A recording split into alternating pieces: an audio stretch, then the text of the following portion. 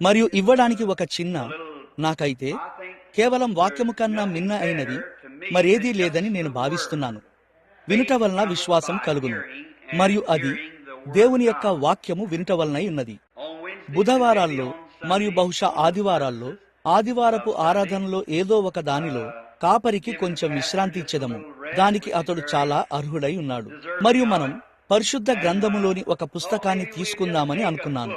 మనం అలా చేసేవాళ్ళం, మరియు కొన్నిసార్లు దాని మీద 1 సంవత్సరం వరకు ఉండేవాళ్ళము. మనం ప్రకటన గ్రంథం మీద స్థిరంగా 1 సంవత్సరం పాటు గడిపిన ఒక సమయం నాకు జ్ఞాపకం ఉన్నది. అయితే ఓ మై, మనము నేర్చుకున్న ఆ విషయాలు మరియు అది ఎంత అద్భుతంగా ఉన్నదో. అటు పిమ్మట మనము వెనకకు వెళ్లి మరియు దానియేలు గ్రంథాన్ని లేదా ఆదికాండమును లేదా నిర్గమాకాండమును తీసుకున్నాము, మరియు కేవలం వాటిని అధ్యాయాల వారిగా తీసుకున్నాము, మరియు అది సరిగ్గా బైబిల్ అంతటినీ కలిపి ముడివేస్తుంది. ఓ, నేను దానిని ప్రేమిస్తున్నాను. కాసేపైన తర్వాత మనము పొందుకోవలసి ఉన్నది. ప్రభువు మనల్ని ఆశీర్వదించుటను కొనసాగించి మరియు మనం ముందుకు వెళ్లిన ఎడల మనం ఇక్కడ కొన్ని నిజమైన లోతైన విషయాలలోనికి ప్రవేశిస్తాము, నిజంగా లోతైన కార్యములు. మరియు మనం దానితో పాటు లేఖనము గుండా ఒక చోటు నుండి మరొక చోటుకి వెళ్తాము. మరియు నేను లేఖనాన్ని లేఖనముతో పోల్చుటకు ఇష్టపడతాను. అది ఆ విధంగా ఉండవలసి ఉన్నది. అది కేవలం అందమైన ఒక గొప్ప చిత్రమై ఉన్నది. మరియు మనం అధ్యయనం చేయుచున్న ఈ పుస్తకంలో మనము దానిలోనికి ప్రవేశించబోచున్నాము. ఓ, రక్షణ మరియు దైవిక స్వస్థత మరియు అద్భుతములు మరియు కనికరములు మరియు ఓ, అన్నీ ఇందులో వస్తాయి. మరియు బహుశా నేను కూటములకు వెళ్లవలసిన పరిస్థితికి నేను వచ్చినప్పుడు, నేను ఎప్పుడు ఒక కూటమునకు వెళ్తానో, ఎప్పుడు ఒక కూటమునకు పిలువబడతానో నాకు అసలు తెలియదు. ఎందుకంటే ఒక నిర్దిష్ట పనిని చేయడానికి నేను నడిపించబడినట్లు అనిపించనంత వరకు నేను ముందుగా ఏది ఏర్పాటు చేసుకోను. మరియు బహుశా అది ఉదయానికి ముందే కావచ్చు. నేను కాలిఫోర్నియాకు వెళ్ళవచ్చును, మెయిన్ వరకు, లేదా కేవలం ఆయన నన్ను ఎక్కడికి పిలుస్తాడో అక్కడికి వెళ్ళవచ్చును. ఆ కారణము చేతనే నేను గొప్పగా సుదీర్ఘ ప్రయాణ ప్రణాళికలను ఏర్పాటు చేసుకోను. ఎందుకనగా నేను దానిని చెయ్యలేను. నా పరిచర్య ఆ విధంగా రూపించబడలేదు, మరియు అది కేవలం భిన్నమైనది. మరియు ఇప్పుడు నేను కొద్దిగా విశ్రాంతి కోసం ఇంటికి వచ్చాను. ఈ చివరి కూటములో నేను 20 పౌండ్లు తగ్గాను. సహోదరుడు మెర్సియర్ మరియు సహోదరుడు గోడ్ కొద్దిసేపటి క్రితం ఉన్నారు, మరియు ఇట్లా అన్నారు, సహోదరుడు అబ్రహాం, నీవు చేసేది నేను గమనించాను. నీవు నీ హృదయమంతటినీ దానిలో పెడతావు. నేనిట్లా అన్నాను, ప్రభు కొరకు మీరు ఒక సరైన పనిని చేయగల ఏకైక మార్గం అదే అయి ఉన్నది. అదేదనగా మీకున్న ప్రతి దానిని, మీ శక్తి అంతటిని, మీ ప్రాణమంతటిని, మీ హృదయం అంతటిని, మీ మనస్సంతటిని, మీకున్న ప్రతి దానిని క్రీస్తు కొరకు ముందంజలో ఉంచుటయ్యున్నది. మీరు ఏదైనా చేస్తున్నప్పుడు దానిని సరిగ్గా చేయండి, లేదా దానిని అసలు చేయకండి. చూడండి, కేవలం దానిని వదిలేయండి. మీరు ఒక క్రైస్తవునిగా ఉండబోచున్న ఎడల మీరు కలిగి ఉన్న ప్రతి దానిని క్రీస్తు కొరకు వెచ్చించండి, అనగా మీ సమయం, మీ ప్రతిభ, మీకున్న ప్రతిదీ. నేను ఈ యువకుడిని ఇప్పుడే గమనిస్తున్నాను. అక్కడ పాట పాడుతూ వాయిద్యాన్ని వాయిస్తున్న ఆమె నీ భార్య కదా, సహోదరుడా బర్న్స్, ఆ యువ జంట. మరియు అది ఒక పియానో కాదు, అది ఒక ఆర్గన్ కూడా కాదు, కానీ అది ఏదో ఒక రకమైన వాయిద్యమై ఉన్నది. వారు దానిని పట్టుకొని వాయిస్తూ మరియు ప్రభు కొరకు ఏదో ఒకటి చేస్తుంటారు. బహుశా మీరు అలా చేస్తూ మరియు పాడుచు అట్లు ఆత్మలను గెలుచుదురు. అదేమైనా గాని ఏదో ఒకటి చేయండి. ఒకవేళ మీరు ఈల వేయగలిగితే సరి, ఈల వేయండి. ఏదో ఒకటి చేయండి. కేవలం సాక్ష్యం ఇవ్వండి, లేదా దేవుని రాజ్యము కొరకు ఏదైనా చెయ్యండి. మీరు ఏది కలిగి ఉన్నా దానిని దేవుని సేవలో ఉపయోగించండి. ఇప్పుడు మేము ఎక్కువసేపు ఉండడానికి ప్రయత్నించడం లేదు, ఎందుకనగా మీరు పని చేస్తారని నాకు తెలుసు. మీరు ప్రొద్దున్నే లేవవలసి ఉన్నది, మరియు నేను ప్రతి ఉదయం ఉడతల వేటకు వెళ్ళుచున్నాను. నేను మీకు నిజం మాత్రమే చెబుతాను, నేను చేస్తున్నది అదే అయి ఉన్నది. అందునిమిత్తమే నేను ఇంటికి వస్తాను, కొంచెం విశ్రాంతి తీసుకోవడం కోసమే. మరియు కావున నేను దాదాపు 4 గంటలకు లేచి అడవికి వెళ్లి మరియు కొద్దిగా వేటాడి మరియు పిమ్మట నిద్రపోచున్నాను. మరియు నేను ఆ బరువులో కొంత భాగాన్ని తిరిగి పొందుచున్నాను. తద్వారా నేను కొంత సమయం తర్వాత విశ్రాంతి తీసుకుంటాను, ప్రభు చిత్తమైతే. మరియు ప్రతిదీ బాగానే ఉంది. సరే, ఇప్పుడు మేము మీ పరిశుద్ధ గ్రంథములను ఇవ్వబోచున్నాము. మీరు ప్రతి రాత్రి మీ బైబిల్ గ్రంథములను తెచ్చుకోవాలని నేను కోరుచున్నాను. మీరు అలా చేయగలరు. ఎవరికైనా కొన్ని లేని ఎడల, చదువుచున్నప్పుడు ఎవరైనా అనుసరించాలనుకున్న ఎడల, మేము ఇక్కడ కొన్నిటిని కలిగి ఉన్నాము. ఆ ద్వార పాలకులలో కొందరు వాటిని అందజేస్తారు. ఎవరికైనా ఒకటి కావాలా? సరే, కేవలం మీ చేయి పైకెత్తండి. సహోదరుడు డాక్ ఇక్కడికి వచ్చి మరియు ఈ బైబిళ్లను తీసుకుంటాడేమోనని ఆశ్చర్యపోవచ్చున్నాను. మీరు మరియు సహోదరుడు బర్న్స్ అక్కడ దగ్గరగా నిలబడి ఉన్నారు. అది నిజమేనా బర్న్స్? అతడిట్లు చెప్పడం విన్నాను. ఏమిటి? కాన్రాడ్. నేను అతన్ని పిలిచాను. సహోదరుడు నెవిల్, బహుశా నాకు వినికిడి తగ్గుతుంది కావచ్చు. బర్న్స్ అనే పేరును నేను ఎలా మొదట వినగలిగాను? ఆ మనిషి యొక్క ముఖం నాకు తెలుసు, మరియు కేవలం నేను అతని పేరును పిలవలేకపోయాను. మరియు మీకు తెలుసా, మీకు కొంచెం వయస్సు పెరుగుతున్న కొద్దీ నేను ఒక విషయం కనుగొన్నాను. ఈ బైబిల్ చదవడం నాకు చాలా కష్టంగా ఉన్నది. మరియు బైబిల్ చదవడానికి కళ్లద్దాలు ధరించవలసి ఉండటం గురించి ఆలోచించడం అంటేనే నాకు అసహ్యం. కానీ ఈ మధ్యనే నేను గుడ్డివాడనవుచున్నానని నేను అనుకున్నాను, మరియు నేను శామ్ ని చూడటానికి వెళ్ళాను. మరియు శామ్ ఇట్లా అన్నాడు, నాకు తెలియదు బిల్, ఇట్లు చెప్పాను, నేను నీ కొరకు ఎవరైనా వైద్య నిపుణుడితో సమయం తీసుకుంటాను. నేను లూయివిల్ కు వెళ్ళాను. అది ప్రభు యొక్క చిత్తమై ఉంటుంది. ఒక ప్రసిద్ధమైన నిపుణుడు, నేనిప్పుడు అతని పేరు మర్చిపోయాను, అయితే అతడు నా పుస్తకం చదివాడు. మరియు అతనిట్లు చెప్పాడు, నీవు ఎప్పుడైనా తిరిగి ఆఫ్రికాకు వెళ్తే నేను నీతో కూడా రావాలని కోరుచున్నాను. అతను చెప్పాడు, మరియు నీవు గనక ఆ ఆఫ్రికా ప్రజలు నిన్ను ప్రేమిస్తారు. మరియు ఇట్లన్నాడు, వారు చాలా మూఢనమ్మకస్తులు, ముఖ్యంగా ఒక కత్తితో కోయబోనప్పుడై ఉన్నది. కావున ఇట్లన్నాడు, కంటి శుక్లాలు మరియు అట్టి విషయముల యొక్క శస్త్రచికిత్సల కోసం నా జీవితంలో 6 నెలలు ఇవ్వగోర్చున్నాను ఆ పరిచర్యలో. మరియు అన్నాడు, మనము కలిసి వెళ్ళగలిగితే మరియు ఆ విధంగా నీవు వారి అభిమానాన్ని పొందగలిగితే అన్నాడు. పిదప వారికి కంటి శుక్లాలు మరియు కంటి సమస్యలు ఉంటే ఇంకా ఇట్లు చెప్పాడు, నేను దానిని 6 నెలలు ఉచితంగా ఇవ్వడానికి ఇష్టపడుచున్నాను. మరియు మీరు అతన్ని సంప్రదించడానికి అతని సమయం కొరకు ఎంతకాలం వేచి ఉండాలో నాకు గుర్తులేదు. మరియు మేము ఒక చిన్న గదిలో కూర్చుని ఉన్నాము. మరియు అక్కడ ఆ చీకటి గదిలో ఒక చిన్న ఎర్రని కాంతి వచ్చి ఉన్నది. అంతెందుకు, నేను ఆ అక్షరాలను చదవగలిగాను. అది 2020 అని చెప్పుచున్నది. నేను దానిని ఎలాగైనా చదవగలిగాను. మరియు అతను దానిని 15 పై ఉంచాడు. మరియు నేను దానిని చదవగలిగాను. మరియు పిమ్మట 10 పై ఉంచాడు. మరియు నేను దానిని చదవగలిగాను. అతను చెప్పాడు, సరే, మీ కళ్ళలో పెద్దగా లోపమేమీ లేదండి. అయితే అతని వద్ద ఒక చిన్న టెలిస్కోప్ ఉన్నది. అతను అక్కడ వెనుక ఒక చిన్న పరికరమును ఉంచాడు. మీకు తెలుసా, ఒక చిన్న వస్తువు. ఆ పాత టెలిస్కోపులు, అవి ఎంతమందికి గుర్తున్నవి? మనం వాటి ద్వారా చూసేవాళ్ళం. కేవలం అలా పటములను చూసేవాళ్ళము. మరియు అతడిట్లన్నాడు, మీరు దానిని చదవగలరా? నేనిట్లు చెప్పాను, అవునయ్యా. అతను చెప్పాడు, దానిని నా కొరకు చదవండి. దానిలో దాదాపు ఆ మాత్రం ఉన్న ఒక మొత్తం పేరా ఉన్నది. నేను దానిని చదవడం ప్రారంభించాను. అతడు దానిని అలా పైకి లాగడం ప్రారంభించాడు. అది నెమ్మదిగా మరియు నెమ్మదిగా వచ్చింది. అతను దానిని అలా తీసుకొచ్చాడు. నేను ఆగిపోయాను. అతను చెప్పాడు, నేను నీకు ఒక విషయమును చెప్పగలను. నీకు 40 ఏండ్లు దాటినవి. నేను చెప్పాను, అవును, అది నిజమే. దానిని దాటి చాలా కాలం అవుతుంది. అతను చెప్పాడు, నీవు దీన్ని ఎలా చేశావు? అతడిట్లన్నాడు, సహజంగా మానవ నేత్రము మీకు 40 ఏండ్లు వచ్చినప్పుడు మీ జుట్టు నెరిసినట్లుగా మరియు అటువంటి వాటి వల్లనే మీ కనుగుడ్లు కూడా మసకబారును. ఇంకా ఇట్లు చెప్పాను, ఇప్పుడు మీరు చాలా కాలం జీవించినట్లయితే అది మళ్లీ తిరిగి వస్తుంది. అతను చెప్పాడు, దానిని 2వ దృష్టి అని వారు అంటారు. కానీ ఇట్లన్నాడు, దాదాపు 40 సంవత్సరాల వయస్సు గల ఒక మానవుడు అవి నిజానికి ఇట్లు చెప్పాడు, వారి కళ్ళలో లోపమేమీ లేదు. నేను నేల మీద పడి ఉన్న ఒక వెంట్రుకను కూడా చూడగలను. దానిని నా నుండి తీసివేయగలను, కానీ నా దగ్గరకు. మరియు అతను చెప్పాడు, ఇప్పుడు నీవు నీ బైబిల్ చదువుతావు. ఇంకా ఇట్లా అన్నాడు, నీవు దానిని నీ నుండి దూరంగా ఉంచుతావు. ఇలా అన్నాడు, కొంతకాలం తర్వాత మీ చేయి తగినంత పొడవు ఉండదు. దానిని పట్టుకొనుటకు చాలినంత దూరంగా నీవు దానిని చాపలేవు. అందువలన అతను నాకు ఒక జత కళ్లద్దాలు చేశాడు.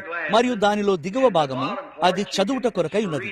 అతను చెప్పాడు, ఇప్పుడు నీవు నీ యొక్క వేదికపై, మీకు తెలుసా, ఇక్కడ ఉన్న గౌరవప్రదమైన బోధకులలో నేను ఒకడినని అతను అనుకున్నాడు. మరియు కావున ఇలా అన్నాడు, పై భాగము సాధారణ గాజు అద్దమై ఉన్నది. సాధారణ గాజు మాత్రమే. మరియు మీకు తెలుసా, దగ్గర నుండి నేను అలా చదవగలుగునట్లు ఆ దిగువ భాగములో ఒక రకమైన వంపు ఉన్నది. కావున నేను అసలు వాటిని ధరించుటకు అసహించుకుంటాను. అవును. మరియు ఇప్పుడు బైబిల్ బోధనలో మరి నేను ఈ రాత్రికి క్రొత్త నిబంధనను కలిగి ఉన్నాను. కావున అది నాకు కాలిన్స్ క్రొత్త నిబంధనను కలిగి ఉన్నాను. మరియు అది మంచి పరిమాణ ముద్రణను కలిగి ఉన్నది. కానీ ఇప్పుడు నేను మరొక దానిలోనికి తిరిగి వచ్చినప్పుడు బహుశా నేను ఆ పాత ప్రియమైన వాటి వద్దకు వెళ్లి మరియు వాటిలో నుండి చదవవలసి ఉంటుంది. అయితే అది ఏమైనప్పటికీ నేను ఇంకా చదవగలుగుటకు నేను ఏదో ఒక దానిని కలిగి ఉన్నందుకు నేను సంతోషిస్తున్నాను. మరియు నేను దేనిని కలిగి ఉన్నా గాని దేవుని మహిమ కొరకు నేను ఇవ్వగలిగిన దానంతటినీ ప్రతి ఒక్కరికి ఇవ్వబోచున్నాను. అతను ఆ వయస్సు గుర్తును తీసివేస్తాడని ఆశిస్తున్నాను. నా వయస్సును దూరం చేయమని నేను ఆయనను అడగలేను. అవును, మనమందరం చేయవలసిన ఒక్క విషయము, మనము దాని గుండా వెళ్ళవలసి ఉన్నది. మరియు నేను ఒకప్పటి వలె ఇక్కడ వేదికపై నిలబడిన ఒక చిన్న పిల్లవాణ్ణి కాదని నాకు తెలుసు. నాకు 48 ఏండ్లు. మరియు కేవలం ఆలోచించండి సహోదర మైక్, మరో 2 ఏండ్లలో 50 ఏండ్ల వాణ్ణవుతాను. దానిని నేను నమ్మలేకపోతున్నాను. నేను కేవలం 2 ఏళ్ల క్రితం వరకు నాకు 20 దాటినవన్న సంగతి నాకసలు తెలియదు. అది నిజము, అది నిజము. నేను దానిని నమ్మలేకపోయాను. ఇంకా నేను అద్దములో చూసే వరకు నమ్మడం నాకు కష్టంగా ఉండెను. మరియు అప్పుడు అది అట్లున్నదని నేను తెలుసుకున్నాను. కానీ కేవలం చూడటానికైతే నేను నా జీవితంలో ఎన్నడూ అనుభవించినంత మంచి అనుభూతిని పొందుచున్నాను. మరియు నేను దానికి కూడా కృతజ్ఞుడనై ఉన్నాను. సకల స్తోత్రములు దేవునికే కలుగునుగాక. ఇప్పుడు మనము హెబ్రీల గ్రంథమును అధ్యయనం చేస్తున్నాము. ఇది బైబిల్లోని అత్యంత లోతైన, అత్యంత సంపన్నమైన గ్రంథములలో ఒకటి. నేను మీకు చెప్పుచున్నదేమనగా, ఇది నిజంగా ఎలాంటి పుస్తకమంటే, దేవుడు అనుమతించి మరియు మనం దీనిలోనికి వెళ్లి చూసిన ఎడల మనము అన్ని వేళలా దేవుని స్తుతిస్తూ కేకలు వేసేంతగా దీనిలో బంగారు మాటలను మనం కనుగొంటాము. మరియు ఇప్పుడు నేను హెబ్రీ పత్రిక అనేది ఇది నిజంగా ఏమిటనగా, ఇది పరిశుద్ధ పౌలు చేత వ్రాయబడినదని భావించబడుతుంది. అతడు మన ప్రభువైన యేసుక్రీస్తుకు వెలుపల ప్రపంచం కలిగి ఉన్న ఒక గొప్ప పరిశుద్ధ గ్రంథ విశదకర్త అయి ఉన్నాడు. మరియు పౌలు వేరు చేస్తున్నాడు. ఇప్పుడు పౌలు ఒక నిజమైన బైబిల్ బోధకుడు, అనగా ఆ పాత నిబంధన అప్పట్లో వ్రాయబడినదై బైబిలు అను పిలువబడిన ఏకైక గ్రంథము అదే అయి ఉన్నది. మరియు అతను హెబ్రీయులకు చూపించడానికి ప్రయత్నిస్తున్నాడు. పాత నిబంధనను వేరు చేస్తూ, మరియు పాత నిబంధన అనేది క్రొత్త దానికి ఛాయగా లేదా ఒక మాదిరిగా ఉన్నదని చూపిస్తున్నాడు. అక్కడే మనము ఆ గురిని తాకి, మరియు సరిగ్గా అక్కడే ఆ ఒక్క ఆలోచన పైనే అక్కడే 3 నెలల పాటు ఉండవచ్చు. వెంటనే వెనక్కి వెళ్లాలంటే మనమిప్పుడు మన బైబిళ్లను తిరగేయగలిగితే, అవును, మనము హెబ్రీ పత్రిక 1వ అధ్యాయంపై ఉన్నాము. అయితే మనము ప్రకటన 12వ అధ్యాయాన్ని తిప్పిన ఎడల ఆ ఛాయలను మీరు దానిని మరలా పరిపూర్ణముగా చూసెదరు. ఒకవేళ మీ పెన్సిళ్లను కలిగి ఉండి మరియు లేఖనాలను వ్రాసుకొనబోచున్న మీరు హెబ్రీలో ప్రకటన 11లో యోహాను పద్మాసు ద్వీపంలో ఆకాశములో నిలబడి ఉన్న ఒక స్త్రీని చూడటం మనం కనుగొంటాము. మరియు ఆమె తన శిరస్సు మీద సూర్యుణ్ణి మరియు తన పాదాల క్రింద చంద్రుణ్ణి కలిగి ఉన్నది. మరియు ఆ స్త్రీ గర్భిణి అయ్యుండి ప్రసవ వేదన పడుచున్నది. ఆమె ఒక మగ శిశువును కన్నది. ఆ శిశువు పుట్టిన వెంటనే దానిని మింగివేయడానికి ఎర్రటి ఘట సర్పము నిల్చుండెను. మరియు ఆ శిశువు పరలోకములోనికి కొనిపోబడెను. మరియు ఆ స్త్రీ అరణ్యమునకు పారిపోయెను. అక్కడ ఆమె ఒక కాలములు మరియు అర్ధ కాలము లేదా ఒక ప్రత్యేక కాలము వరకు పోషించబడెను. ఇప్పుడు ఆ స్త్రీ సంగమునకు సాదృశ్యముగా ఉన్నది. మరియు ఆమె కన్న ఆ శిశువు క్రీస్తే. ఆమె పాదాల క్రిందనున్న చంద్రుడు ధర్మశాస్త్రము, ఆమె శిరస్సు మీదనున్న సూర్యుడు కృప, ఆమె కిరీటములో ఉన్న 12 నక్షత్రాలు 12 మంది అపోస్తలులు. మరియు అక్కడే అది ఉన్నది. ఆ 12 అపోస్తలులు క్రొత్త నిబంధన యొక్క మహిమ లేదా కిరీటమై ఉన్నారు. చూశారా? ఏలయనగా వేయబడినది తప్ప మరి ఏ ఇతర పునాదులు వేయబడజాలవు. చూశారా? అది ఆ పునాది, ఆ క్రొత్త నిబంధన, ఆ అపోస్తలుల యొక్క ఆ సిద్ధాంతము మరియు మొదలైనవి క్రొత్త నిబంధన యొక్క పునాది కిరీటమై ఉన్నవి. మరియు పిదప చంద్రుడు సూర్యుని యొక్క ఛాయ అయి ఉన్నాడు. సూర్యుడు భూమి వెనుక ఉన్నప్పుడు తన యొక్క కాంతిని ప్రతిబింబిస్తాడు. మరియు రాత్రిపూట నడవటానికి చంద్రుడు కాంతిని ఇస్తాడు. మరియు ఇక్కడ మనం ఎటువంటి ఒక అందమైన దృశ్యమును కలిగి ఉన్నాము కదా. మరొక అందమైన దృశ్యము, సూర్యుడు క్రీస్తును సూచిస్తున్నాడు. ఆ చంద్రుడు సంఘమును సూచిస్తున్నాడు. అవి సరిగ్గా భార్యాభర్తల వలె ఉన్నవి. మరియు క్రీస్తు లేనప్పుడు సంఘము సువార్త అను చిన్న వెలుగును ప్రతిబింబిస్తుంది. మరియు కుమారుడు మరలా ఉదయించే వరకు అది దానిలో నడవవలసిన వెలుగై ఉన్నది. పిదప సంఘము మరియు కుమారుడు, చంద్రుడు మరియు సూర్యుడు ఒకదానితో ఒకటి కలిసిపోతారు. చూశారా? చంద్రుడు సూర్యునిలో ఒక భాగం మరియు సంఘము క్రీస్తులో ఒక భాగమై ఉన్నది. మరియు క్రీస్తు లేనప్పుడు సంఘము ఆయన యొక్క వెలుగును ప్రతిబింబిస్తుంది. మరియు పిదప చంద్రుడు ప్రకాశించుటను మనం చూడగలిగినంత ఖచ్చితంగా సూర్యుడు ఎక్కడో ప్రకాశిస్తున్నాడని అది చూపిస్తుంది. మరియు సంఘము క్రీస్తు యొక్క వెలుగును ప్రతిబింబిస్తున్నంత కాలము క్రీస్తు ఎక్కడో సజీవముగా ఉండి ఉన్నాడు. ఆమేన్. దానిని గూర్చి ఆలోచించండి. ఇప్పుడు ధర్మశాస్త్రము కృపకు మాదిరిగా ఉన్నది, కానీ ధర్మశాస్త్రము రక్షించే శక్తిని కలిగి లేదు. ధర్మశాస్త్రము కేవలం ధర్మశాస్త్రము అనేది ఒక పోలీసు మిమ్మల్ని జైల్లో పెడతాడు. కానీ మీరు చూడండి, జైలు నుండి మిమ్మల్ని బయటకు తీసుకురావడానికి కృప అవసరమైనది. చూశారా? కాబట్టి క్రీస్తు యొక్క రక్తము, సువార్త పాపము నుండి మనలను విడిపించును. ధర్మశాస్త్రము కేవలం మనల్ని పాపులనుగా చేస్తుంది. ధర్మశాస్త్రము కేవలం ఇట్లు చెప్పినది, నువ్వు ఒక పాపివి, నీవు దొంగిలించవద్దు, నీవు వ్యభిచరించవద్దు, నీవు అబద్ధ సాక్ష్యం పలకవద్దు. చూశారా? అది నీవు తప్పు చేశావు మరియు నీవు దోషివి అని చెప్పే ఒక పోలీస్ అయి ఉన్నది. అయితే సువార్త ఒక శుభవార్త అయి ఉన్నది. మన అపరాధముల నుండి, ధర్మశాస్త్ర అతిక్రమముల నుండి మనలను రక్షించడానికి క్రీస్తు మరణించెను. మనలను బయటకు తెచ్చుటకు క్రీస్తు మరణించెను. ఇప్పుడు పౌలు అతడు మారిన వెంటనే అతడు ఏ సెమినరీని సంప్రదించలేదు, లేదా ఏ సేవకులను కూడా అతడు సంప్రదించలేదు. అయితే మీరు గమనించారా? అతడు అరేబియాకు వెళ్లి మరియు 3 సంవత్సరాలు అక్కడ అరేబియాలో గడిపెను. ఇప్పుడు ఇది నా అభిప్రాయం ప్రకారము అది ఇప్పుడు మనము దీని నేపథ్యాన్ని పొందవలసి ఉన్నది. తద్వారా అది ఎంత ముఖ్యమైనదో మనం తెలుసుకుంటాము. మరియు ఈ రాత్రి మొదటి పాఠం ఏదనగా మనము మన నేపథ్యాన్ని తీసుకుంటాము. ఇప్పుడు పౌలు అటువంటి ఒక బైబిల్ బోధకుడై ఉండెను.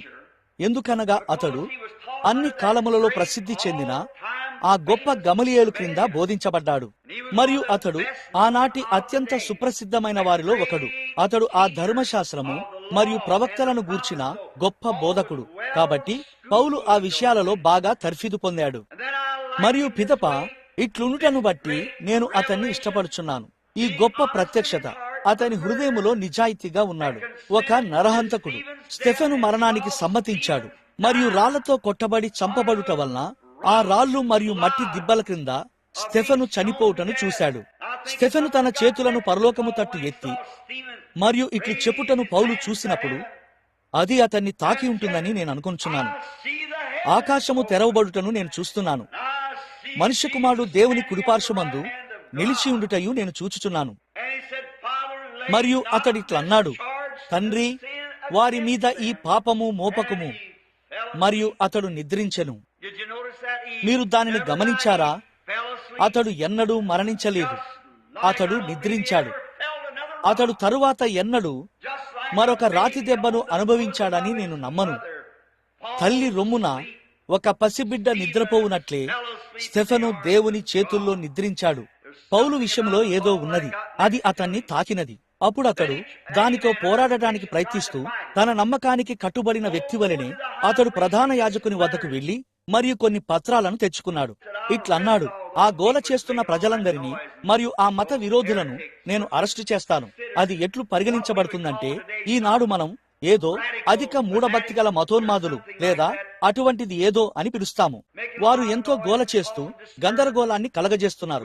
మేము అక్కడికి వెళ్లి మరియు దాన్ని పరిష్కరిస్తాము. మరియు అతని మార్గములో అది మనం ప్రయాణం చేయనటువంటి ఒక గొప్ప రహదారి కాదు. మరియు పాలస్తీనాలోని ఆ దారులు కేవలం చిన్న త్రోవలు. ఎక్కడైతే ఆ పశువులు మరియు గొర్రెలు, గుర్రాలు, గాడిదలు, ఒంటెలు కొండల మీదుగా వెళ్ళునో అట్టి అడవులలోని ఆవుల కాలిబాట వంటివి.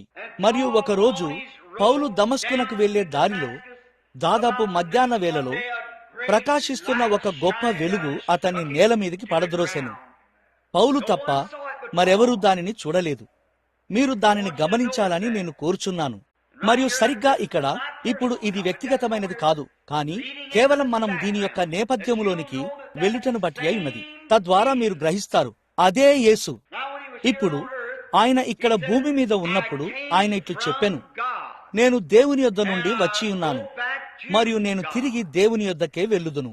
ఇప్పుడు ఆయన ఇశ్రాయేలీయులను నడిపించినప్పుడు ఆయన అగ్నిస్తంభముగా ఉండెను, మరియు ఆయన శరీరధారి ఆయన.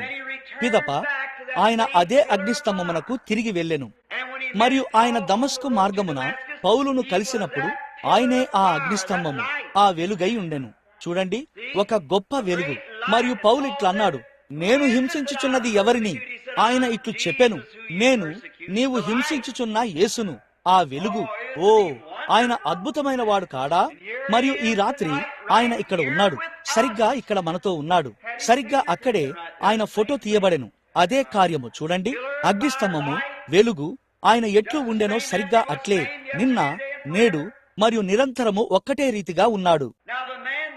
ఇప్పుడు అతనితో కూడా ఉన్న మనుష్యులు ఆ వెలుగును చూడలేదు, కానీ అది అదే విధంగా అక్కడ ఉన్నది. ఫలితాలు ఒకే రీతిగా వచ్చాయి. ఇప్పుడు ఈ భవనంలో ఎవరైనా క్రీస్తును చూడగలిగి మరియు ఇంకెవ్వరూ ఆయనను చూడలేకపోతే అన్నది సాధ్యమేనా? నిశ్చయంగా అది అక్కడ జరిగినది. ఒక రాత్రి పేతురు చెరసాలలో ఉన్నప్పుడు కూడా అది జరిగినది. మరియు ఆ వెలుగు చెరసాలలోనికి వచ్చి మరియు పేతురును తాకెను. మరియు లోపటి కావలిని, బయటి కావలిని దాటుకొని ఆ ద్వారము అనగా ఆ ముఖద్వారమును దాటి మరియు నగర ద్వారమును దాటి వెళ్ళెను. పేతురు, నేను కలగంటున్నానేమో అని అన్నాడు. అయితే అతడు చుట్టూ చూశాడు, కాని ఆ వెలుగు వెళ్ళిపోయాను.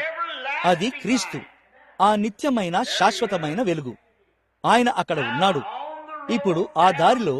మరియు చూడండి, మరొక విషయం, మనము దీని గురించి మాట్లాడినట్లయితే అది ఇప్పుడే నా మనసులోకి వచ్చినది. అయితే భారతదేశం నుండి ఆ నక్షత్రమును వెంబడించిన ఆ తూర్పు దేశపు జ్ఞానులు నెలలు తరబడి లోయలు మరియు ఎడారుల గుండా వచ్చుచుండిరి. నక్షత్ర పరిశోధనా శాలలను దాటి వచ్చిరి. మరియు వారు రాత్రి వేళను నక్షత్రాల ద్వారా గమనించేవారు. మరియు ఆ జ్ఞానులు తప్ప ఏ చరిత్రకారుడైనా లేదా మరెవరైనా ఎన్నడైనా ఆ నక్షత్రాన్ని చూసినట్లు ప్రస్తావించలేదు. దానిని చూడటం వారి కొరకు మాత్రమే ఉద్దేశించబడినది. కాబట్టి మరొకరు చూడలేని విషయాలను మీరు చూడవచ్చు. మీకైతే అదొక వాస్తవమై ఉన్నది, అతనికైతే వారు దానిని గ్రహించరు. సరిగ్గా ఒక మార్పు వలె ఉన్నది. నీవు మార్పు నొంది మరియు దేవుని ఆశీర్వాదాలను ఆనందించుచు సరిగ్గా దేవుని దీవెనలను త్రాగుచుండవచ్చును. మరియు నీ ప్రక్కన కూర్చున్న తదుపరి వ్యక్తి ఇట్లా అనవచ్చును, నాకు అసలు ఒక్క విషయం కూడా కనబడలేదు. చూశారా, అది అంతే. నాకు అసలు అది అర్థం కావడం లేదు. అదంతా దేని గూర్చియో నేను చూడటం లేదు. సరి, అతడు అసలు దానిని గ్రహించుటలేదు. అదంతే, నీవు ఎక్కడ ఉన్నావన్న దానిని. ఇప్పుడు గమనించండి, పౌలు తన దారిలో ఉన్నాడు మరియు ఈ గొప్ప అనుభవం అతనికి జరిగిన వెంటనే ఇప్పుడు అతను సంతృప్తి చెందలేదు.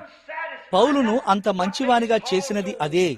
ఇప్పుడు ఈ రాత్రి మన పాఠము లోతైనదేమీ కాదు, ఇది లోతు లేని పాఠం. కానీ మనము కొంత సమయం తర్వాత లోతుగా వెళ్తాము. కానీ ఇది చాలా లోతు లేని పాఠమై ఉన్నది. అయితే ఇది ప్రారంభం మాత్రమే. మరియు ఇది ఏమిటనగా, ఇది యేసుక్రీస్తును హెచ్చించుచున్న ఒక విషయమై ఉన్నది. ప్రారంభించుటకు పౌలు మరియు అతడు దీనిని చేయుటకు ముందు పౌలు ఒక బైబిల్ పండితుడై ఉన్నాడు. మరియు ఒక బైబిల్ పండితుడు తన సిద్ధాంతాన్ని అనుభవాల మీద ఎన్నటికీ ఆధారపడనీయడు. లేదు అయ్యా, వారు తమ సిద్ధాంతాన్ని ఎన్నడూ ఒక అనుభవం మీద ఆధారపడనీయరు. మీకు ఎలాంటి అనుభవమైనా ఉండవచ్చు, కానీ అది యెహోవా ఇలాగు సెలవిచ్చుచున్నాడు అయి ఉండవలసి ఉన్నది. అది నిజము. ఇప్పుడు పాత నిబంధనలో వారు వర్తమానాన్ని తెలుసుకునేందుకు 3 విభిన్న మార్గాలను వారు కలిగి ఉన్నారు. మొదటిది ధర్మశాస్త్రము. అది కేవలం ధర్మశాస్త్రము. పిదప వారికి ఒక ప్రవక్త ఉండెను, ఒక కలలు కనేవాడు. మరియు వారు ఊరీము తుమ్మీమును కలిగి ఉన్నారు. ఇప్పుడు అది కొంచెం లోతుగా ఉండవచ్చును. ఊరీము తుమ్మీము అనేది అహరోను తన రొమ్ముపై ధరించిన పతకమై ఉన్నది. దానిలో 12 రాళ్లు ఉన్నవి. సూర్యకాంతము, నీలము, కెంపు మొదలగునవి కలవు. ఆ 12 పెద్ద రాళ్లన్నిటినీ వారు ఆ పతకములో కలిగి ఉన్నారు. ఇశ్రాయేలు 12 గోత్రాలలో ప్రతి గోత్రానికి అతడు ప్రధాన యాజకుడని అది చూపించుచున్నది. ఈ పతకము సంఘములో ఒక స్తంభానికి వ్రేలాడదీయబడి ఉంటుంది. మరియు ఒక ప్రవక్త ప్రవచించినప్పుడు అది సరైనదో కాదో అన్న నిశ్చయతను వారు కలిగి ఉండగోరినప్పుడు ఆ ప్రవక్తలు లేదా కలలు కనేవారు ఈ ఊరీము తుమ్మీము ముందు నిలబడి మరియు అతడు తన కలను లేదా తన దర్శనాన్ని తాను చూసిన దానిని చెప్తాడు. మరియు పవిత్రమైన ఆ వెలుగు, మీరు దానిని చూస్తున్నారా? దేవుడు ఎల్లప్పుడూ సహజాతీతమైన పరిధిలో నివసిస్తాడు. ఈ స్వరము బయలు వెళ్లే వరకు ఆ కాంతుల యొక్క మిశ్రమము కేవలము సహజమైనవే. మరియు ఆ స్వరము ఆ రాళ్లను తాకినప్పుడు అది సహజాతీతమైనది కానిచో అది నిశ్చలమైపోతుంది. అయితే అది సహజాతీతమైనది అయినచో ఆ కాంతులన్నీ కలిసి వర్షధనుస్సు రంగును ప్రతిబింబిస్తాయి. ఆమేన్. అప్పుడు అది దేవుడు మాట్లాడుటయ్యున్నది. అతడు నా ప్రవక్త, లేదా ఆ కళ నా యొద్ద నుండి వచ్చినది. ఆ ఊరీము తుమీము ప్రకారం వారు తీర్పు తీరుస్తారు. సౌలు పడిపోయినప్పుడు జ్ఞాపకమున్నదా? అతడు ఒక కలను కనలేకపోయాడని అతడు చెప్పాడు. మరియు ప్రవక్త అయిన సమూయేలు మరణించెను మరియు ఎటువంటి మార్గము లేకుండెను. అతడికి అన్నాడు, ఊరీము కూడా నాతో మాటలాడలేదు. ఏమీ లేదు. సౌలు ఊరీము ముందు నిలబడ్డాడు మరియు అతని మాటలు చచ్చుబడిపోయాయి. చూశారా? దేవుడు అతన్ని తిరస్కరించాడు. మరియు ఆ ఊరీము తుమ్మీము అది అహరోనుకు తన యాజకత్వం యొక్క నిర్ధారణ అయి ఉన్నది. అహరోను వెళ్లిన తరువాత మోషే ఆ పతకము స్తంభానికి వ్రేలాడదీయబడి ఉన్నది. ఇప్పుడు యేసు మరణించినప్పుడు అహరోను సంబంధమైన యాజకత్వము ఆగిపోయినది. మరియు ఇప్పుడు కృప నుండి ధర్మశాస్త్రాన్ని వేరు చేస్తూ మనము ఇంకను ఒక ఊరీము తుమ్మీమును కలిగి ఉన్నాము. మరియు పౌలు దానిని ఉపయోగిస్తున్నాడు. చూశారా? దేవుని యొక్క అక్షయమైన, నిత్యమైన, శాశ్వతమైన వాక్యమే నేటి ఊరీము తుమ్మీము. చూశారా? ఎట్లనగా ఈ గ్రంథము నుండి ఎవరైనా దేనినైనా తీసివేసినా లేదా దీనికి మరి దేనినైనా కలిపినా దీనికి వెలుపలున్నదేది నాకు అవసరం లేదు, కానీ అది కలిగినదంతా నాకు కావలను. అలాంటి సంఘము మనకు కావలను. మరియు అన్ని విషయాలు వాక్యము ద్వారానే నిరూపించబడాలి. ఆ కారణము చేతనే నేను ఇటీవల కాలములో పెంతుకోస్తు ప్రజల మధ్య విఫలమయ్యాను. ఎందుకనగా ఇట్లు చెప్పుచుండేవాణ్ణి, మీ చేతుల నుండి నూనె కారుట లేదా మీ ముఖము నుండి రక్తము కారుట అనేది మీరు పరిశుద్ధాత్మను కలిగి ఉన్నారనుటకు ఒక సూచనగా ఎక్కడ ఉన్నదో నేను గ్రహించలేకున్నాను. అది లేఖనానుసారమైనది కాదు మరియు నేను దానిని తీసుకోలేకపోయాను. అది వాక్యము నుండి రావలసి ఉన్నది. మరియు ఇప్పుడు పౌలు అతడు కేవలం వాక్యాన్ని ప్రేమించాడు. కావున తాను పొందుకున్న ఈ అనుభవాన్ని గూర్చి ఎన్నడైనా అతడు సాక్ష్యమిచ్చుటకు ముందే అతడు 3 సంవత్సరాల వరకు ఐగుప్తునకు వెళ్ళెను. అది 3 సంవత్సరాలు అని నేను నమ్ముచున్నాను. ఐగుప్తులో 3 సంవత్సరాలు. మరియు అతడు ఏమి చేశాడని నేను నమ్ముచున్నానో మీకు తెలుసా? అతడు పాత నిబంధనను తీసుకొని మరియు పాత నిబంధనను పరిశీలించి మరియు అది నిజంగా సంపూర్ణంగా మెస్సయా అని అతడు కనుగొనని నేను నమ్ముచున్నాను. అతడు తన అనుభవాన్ని బైబిలు ద్వారా నిరూపించవలసి ఉండెను. ఆమేన్. Oh my.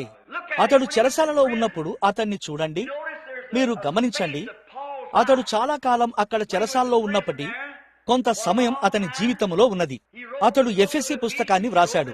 అతడు ఈ హెబ్రీ పత్రికను వ్రాశాడు. చూశారా? అతనికి సమయం దొరికినది. దేవుడు అతన్ని అక్కడ ఒక చెరసాలలో ఉంచెను మరియు అతడు సంఘములకు ఈ పత్రికలను వ్రాశాడు. ఎఫెసీ సంఘమునకు ఒకటి రాశాడు. అతడు పెంతెకోస్తు సంఘమునకు ఒకటి రాశాడు. వారితో అనేక ఇబ్బందులు ఉండి ఉండెను. మిగతా ఎవరికంటేనూ ఎక్కువ ఇబ్బందులను అతడు పెంతెకోస్తు సంఘముతో ఎదుర్కొన్నాడు. ఇంకను అట్లే ఉన్నది. అయితే వారి నిమిత్తం అతడు కృతజ్ఞుడై ఉండెను. అతడు వారికి బోధించగలిగే ఒకే ఒక విషయం, వారు లోపలికి వచ్చినప్పుడు ఒకడు భాషతో మాట్లాడవలనని ఉన్నాడు, ఒకడు కీర్తన పాడవలనని ఉన్నాడు, ఒకడు భావోద్వేగంతో ఉన్నాడు, ఒకడు అనుభూతిని కలిగి ఉన్నాడు. అతడు నిత్య భద్రత గూర్చి వారితో మాట్లాడలేకపోయాడు. ముందు నిర్ణయం గూర్చి అతడు వారితో మాట్లాడలేకపోయాడు. అతడు వారితో మాట్లాడలేకపోయాను. వారు పసిపిల్లల వలె ఉండేది.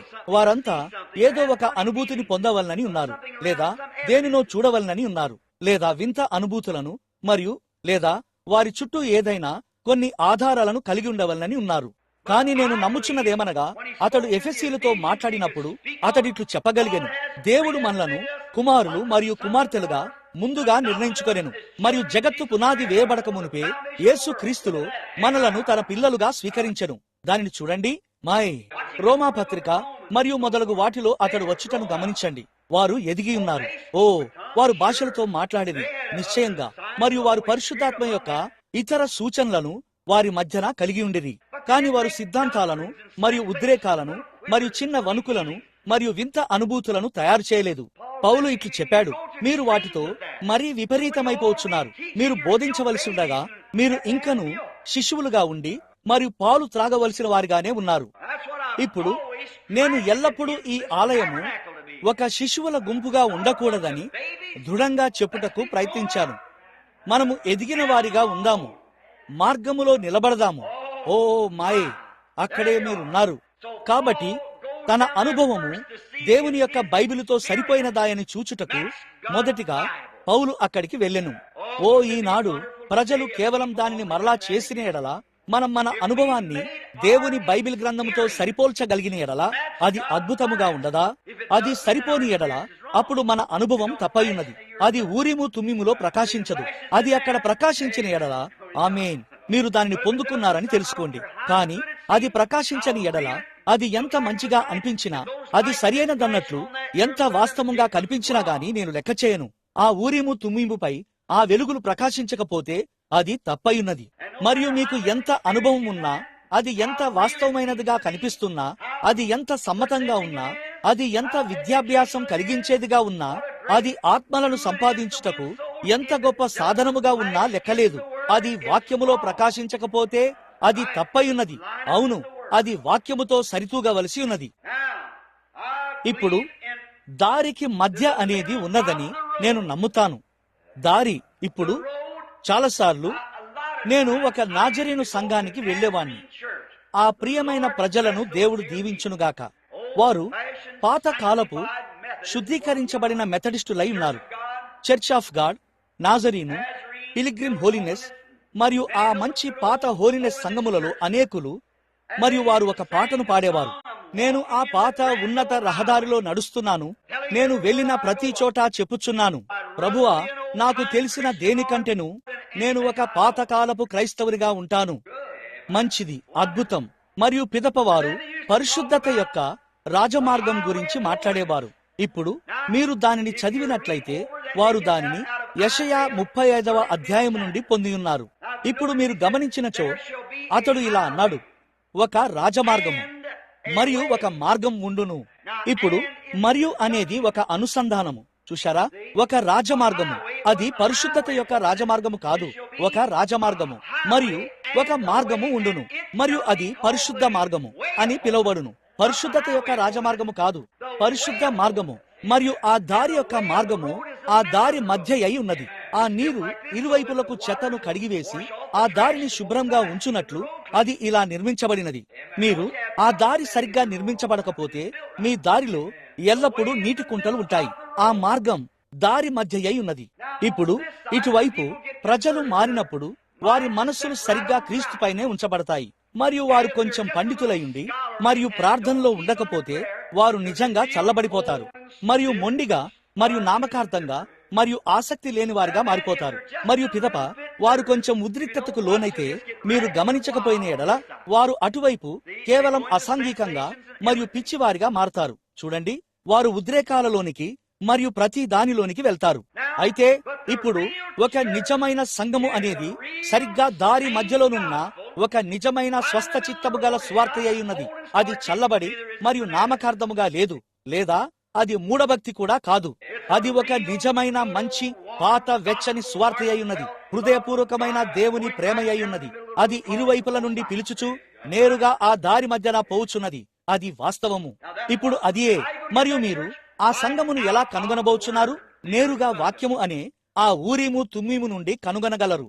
ఇప్పుడు పౌలు ఈ సంఘమును సరిగ్గా ఆ దారి మధ్యకు తీసుకురాగోరాడు. కాబట్టి అతడు వెళ్లి తనకు తెలిసిన లేఖనాలపై 3 సంవత్సరాలు అధ్యయనం చేశాడు. కాబట్టి ఈ క్రొత్త నిబంధనలో ఎక్కువ భాగాన్ని పౌలు రాశాడు. అన్యజనుల కాలం వచ్చుచున్నది గనక దేవుడు అతన్ని అలా చేయించెను. మత్తయి, మార్కు, లూకా మరియు యోహాను, ఈ 4 సువార్తలు. వారు యూదులు. అయితే పత్రికలలో చాలా వాటిని పౌలు రాశాడు. ఇప్పుడు గమనించండి, ఇప్పుడు ఈ నేపథ్యాన్ని పొందడం ప్రారంభించబోచున్నాము. అతడు ఎక్కడ ఉన్నాడంటే చెరసాల నుండి దీనిని వ్రాయిచున్నాడు. మరియు అతడు ఈ అనుభవం అంతటిని కలిగి ఉన్నాడు. అయితే మొదట ఈ అనుభవము ముందుగా నిరూపించబడినది మరియు ఇది దానికి అతని యొక్క ముఖ్యమైన పత్రిక అయి ఉన్నది. ఇది అతని యొక్క కీలకమైన పత్రిక. రోమియులకు మరియు ఎఫెసీలకు మరియు మొదలగు పత్రికలు వాటి స్థానమును కలిగి ఉన్నవి. అయితే ఇది మూలమైన పత్రిక అయి ఉన్నది. ఇప్పుడు 1వ అధ్యాయం మొత్తం యేసును హెచ్చిస్తూ మరియు ఆయనను ప్రవక్తగా ఉండుట నుండి వేరు చేయటే అయి ఉన్నది. ఇప్పుడు ఆ మొత్తం సారాంశము అదే అయి ఉన్నది. ఇప్పుడు నేను వీలైనంత త్వరగా దీన్ని చెప్పడానికి ప్రయత్నిస్తాను, తద్వారా మనం ఎక్కువసేపు ఉండము. మొత్తం సారాంశం ఏమిటనగా వేరు చేయుట.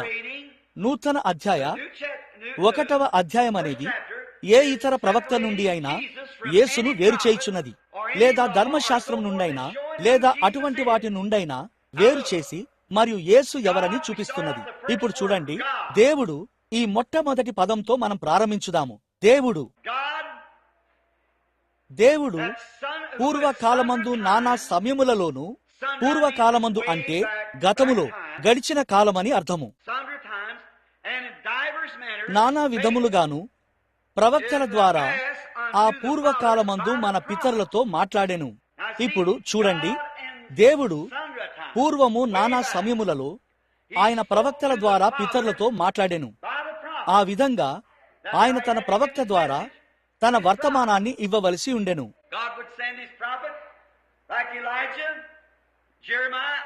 ఏలియా, ఇర్మియా, యెషయాల వలె దేవుడు తన ప్రవక్తను పంపును.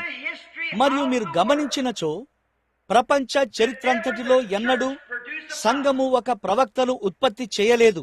పాత నిబంధనలో, క్రొత్త నిబంధనలో, లేదా ఈ దినమున, ఈ అంత్య దినములో కూడా పరిశోధించండి. ఈ అంత్య దినమున ఏ ప్రవక్త అయినా సంఘము నుండి లేచాడేమో నాకు చూపించండి. ఒక్కరైనా బయటకు వచ్చారేమో నాకు చూపించండి. మరియు ఒక ప్రవక్తను, ఒక నిజమైన దేవుని సేవకుడిని, ఈ ప్రపంచములోని మతపరమైన వ్యవస్థ అతన్ని ఖండించినటువంటి ఒక్క సమయమును నాకు చూపించండి. దాని గూర్చి ఆలోచించండి. ఇర్మియా, యెషయా ఆ పాత నిబంధన గుండా వచ్చిన వారందరినీ వారు ఖండించారు. యేసు చెప్పాడు, మీరు ప్రవక్తల సమాధులను అలంకరించి వాటిని తెల్లగా చేసి మరియు వాటిని అక్కడ ఉంచారు. అది నిజము. సంఘము దానిని కొనసాగిస్తూనే ఉన్నది. పరిశుద్ధ ప్యాట్రిక్ ని చూడండి. అతడు మీవాడని కేథలిక్ ప్రజలైన మీరు చెప్పుకుంటారు. అతడు కూడా నాలాగే అసలు కేథలిక్ కానే కాదు, అది నిజం. కాని మీరు అతన్ని మీ వాడని చెప్పుకొనుచున్నారు. అసిసి యొక్క పరిశుద్ధ ఫ్రాన్సిస్ ని చూడండి. అతడు మీవాడే అని చెప్పారు. అతడు కూడా నాలాగే అసలు కేథలిక్ కానే కాదు. జోనా ఫార్క్ ని చూడండి. ఆమె దర్శనాలను చూసేది మరియు ఆత్మ సంబంధి కనుక మీరు ఆమెను ఒక మంత్రగత్తె అని ఒక కట్టెకు కట్టి కాల్చివేశారు. ఆమెను ఒక కొయ్యకు దహనం చేశారు. మరియు ఆ స్త్రీ దయ కోసం కేకలు వేయుచుండగా వారు ఆమెను ఒక కొయ్యకు కట్టి కాల్చివేశారు. దాదాపు 100 సంవత్సరాల తర్వాత ఆమె ఒక ప్రవక్తిని అని వారు కనుగొన్నారు. ఆమె ఒక దేవుని సేవకురాలు. ఓ అవును, మీరు ఒక పెద్ద ప్రాయశ్చితాన్ని చేశారు. మీరు యాజకుల దేహాన్ని త్రవ్వి మరియు వాటిని నదిలో విసిరేశారు. మీరు ప్రవక్తల సమాధులను అలంకరించి మరియు వాటిని అందులో ఉంచుచున్నారు. నిజంగా మతపరమైన వ్యవస్థ ఎన్నడూ ఒక్క దైవజనుని కూడా ఉత్పత్తి చేయలేదు, ఎప్పుడూ చేయలేదు, ఈ దినము కూడా లేదు మరియు ఎన్నటికీ చేయదు. సంస్థాగతమైన మతము అనేది ఎన్నడూ దేవుని యొక్క ఉద్దేశములో లేదు. ప్రపంచములోని అతి పురాతన సంస్థాగత సంఘము కేథోలిక్ సంఘము, రెండవది లూథరన్ సంఘము, ఆ తర్వాత జ్వింగ్లీ వచ్చెను, జ్వింగ్లీ తర్వాత కాల్విన్ వచ్చెను, కాల్విన్ తర్వాత ఆంగ్లికన్ వచ్చెను, ఆంగ్లో సాక్సన్లు వచ్చిరి, పిమ్మట ఆంగ్లికన్ సంఘము వచ్చెను. మరియు 8వ హెన్రీ రాజు అతడు తిరుగుబాటు చేసి మరియు అట్లు చేసిన తర్వాత వెస్లీ యొక్క మెథడిస్టు వారు మరియు నాజరిన్ వారు పిలిగ్రిమ్ హోలినెస్ వరకు మరియు చివరకు పెంతుకోస్తు వారు వచ్చిరి. వారంతా శాఖలుగా మారిపోయిరి. మరియు పరిశుద్ధ గ్రంథము స్పష్టంగా బోధిస్తున్నదేమనగా కేథలిక్ సంఘము అది ఒక చెడ్డ స్త్రీ అయి ఉన్నది మరియు ప్రొటెస్టెంట్ సంఘములు మరియు వారి సంస్థలు దాని కుమార్తెలై ఉన్నారు. ప్రకటన 17. అది ఖచ్చితంగా సరియే. కాబట్టి వారు ఇప్పుడు ప్రజలు కాదు. ఆ సంఘాలన్నిటిలో మంచి పరిశుద్ధమైన రక్షించబడిన ప్రజలు ఉన్నారు. కానీ దేవుడు తన ప్రజలను ఒక సంస్థ ద్వారా పిలవడు. ఆయన వారిని వ్యక్తిగతంగా పిలుస్తాడు. మీరు మెథడిస్టు అయినా, బ్యాప్టిస్టు అయినా, ప్రొటెస్టెంట్ అయినా మరియు కేథలిక్ అయినా, లేదా మీరు ఇంకా ఎలాంటి వారైనా, దేవుడు వ్యక్తులతో వ్యవహరిస్తాడు. దేవుడు జగత్తు పునాది వేయబడక ముందే నిన్ను ఎరిగి ఉన్నాడు మరియు నిన్ను నిత్య జీవమునకై ముందుగానే నిర్ణయించాడు. లేదా నీవు నిత్య నాశనానికి ముందుగానే నిర్ణయించబడి ఉన్నావు. నీవు నశించిపోవాలని, నీవు నశించాలని ఆయన సంకల్పము కాదు. అయితే ఆయన అనంతుడు గనక ఆయన ఆదిలోనే అంతమును ఎరిగిండవలసి ఉన్నది. అలా కాకుంటే ఆయన దేవుడు కాడు. కావున యేసు ఎన్నడూ ఇట్లు చెప్పుటకు భూమి మీదకు వచ్చి ఉండలేదు. సరే, ఎవరైనా కనికరము గలవారు ఉంటారేమో నేను చూస్తాను. నేను ఒక కఠినమైన విధానములో క్రియ చేసి మరియు మరణించిన ఎడల బహుశా వారితో తలంచవచ్చు. మంచిది, నేను అది వారి హృదయాలను ఒప్పింపజేయవచ్చు మరియు వారు దేవుడు తన పనిని అలా నిర్వహించడు. యేసు ఒక ప్రత్యేకమైన ఉద్దేశము నిమిత్తము వచ్చెను. అది జగత్తు పునాదికి ముందే ఎవరు రక్షించబడతారని దేవుడు ఎరిగి ఉన్నాడో వారిని రక్షించుటకై ఉన్నది. ఆయన అట్లు చెప్పెను. అది నిజము. కాబట్టి మీరు పొందగోరు వాని వలనైనా ప్రయాసపడు వాని వలనైనా కాదు గాని కరుణించు దేవుని వల్లనే అగును. పౌలు దానిని చెప్పెను. అదే మనిషి ఇక్కడ చెప్పుచున్నాడు. అతడిట్లు చెప్పెను, ఏశావు లేదా యాకోబు పుట్టకముందే అని దేవుడు చెప్పగలుగుటకు కారణం అదే అయి ఉన్నది. ఆయన ఇట్లు చెప్పెను, నేను ఒకరిని ప్రేమించితిని మరియు మరొకరిని ద్వేషించితిని. ఆ అబ్బాయిలలో ఒక్కరైనా పుట్టక మునిపే ఏశావు ఒక నిజాయితీ లేని వ్యక్తి అని దేవునికి తెలుసు, మరియు యాకోబు అతడు తన జన్మ హక్కును ప్రేమించను అని ఆయన ఎరిగి ఉన్నాడు. కావున అసలు ప్రపంచము నిర్మించబడక ముందే దాని గూర్చి ఆయనకు తెలుసు. ఇప్పుడు దానిని గూర్చి ఎరిగి ఉన్న వ్యక్తి ఎవరో అని ఒక నిమిషములో మనం కనుగొనబోచున్నాము. ఈ అధ్యాయం దానిని కలిగి ఉన్నది. పూర్వము నానా సమయములలోను మరియు నానా విధములుగాను ప్రవక్తల ద్వారా మన పితరులతో మాట్లాడిన దేవుడు ఈ దినముల అంతమందు తన కుమారుని ద్వారా మనతో మాట్లాడెను. ఏమి చేసెను? ఈ దినముల అంతమందు ఆయన కుమారుని ద్వారా మనతో మాట్లాడెను. ఇప్పుడు అటువంటప్పుడు ఒక ప్రవక్త ఎట్లుంటాడని మీరు అనుకొనుచున్నారు? అలాగైతే ఈ దినము యొక్క ఒక ప్రవక్త మనకు ఉండునా? ఖచ్చితంగా ఆయన మన ద్వారా మాట్లాడతాడా? నిశ్చయంగా. కాని అతడు పూర్వమందున్న ఆ ప్రవక్తలు యేసుక్రీస్తు యొక్క ఆత్మయై ఉన్నారు. ఇప్పుడు దానిని మనం సరిగ్గా అర్థం చేసుకుందాము. ఎందుకనగా అది సరిగ్గా నానుచున్నదని నేను అనుకోవడం లేదు. ఇప్పుడు ఇది ఆదివారపు బడిలాగానే ఉన్నది. కాబట్టి మనము దీనిని స్పష్టంగా తెలుసుకొనగోరుచున్నాము. చూశారా? గమనించండి, మోషేలో ఉన్న దేవుని ఆత్మను తీసుకుందాము. పరిపూర్ణంగా అది యేసుక్రీస్తుకి ముంగుర్తై ఉన్నది. పాత నిబంధనలోని పాత్రలన్నీయు సిలువను సూచిస్తున్నారు. మోషే సుందరినిగా జన్మించాడు. జమ్ము పెట్టెలో దాచబడి అతని తల్లిదండ్రుల నుండి దూరముగా తీసుకొని పోబడ్డాడు. మరి ఆ విధంగా జరిగెను. మరియు అతడు ఒక రాజు లేదా ఒక నాయకుడు, ధర్మశాస్త్రాన్ని తెచ్చినవాడు, మధ్యవర్తి, యాజకుడు. అతడు ఏమైయుండెనో అదంతయు క్రీస్తును చూపించెను. యోసేపును చూడండి.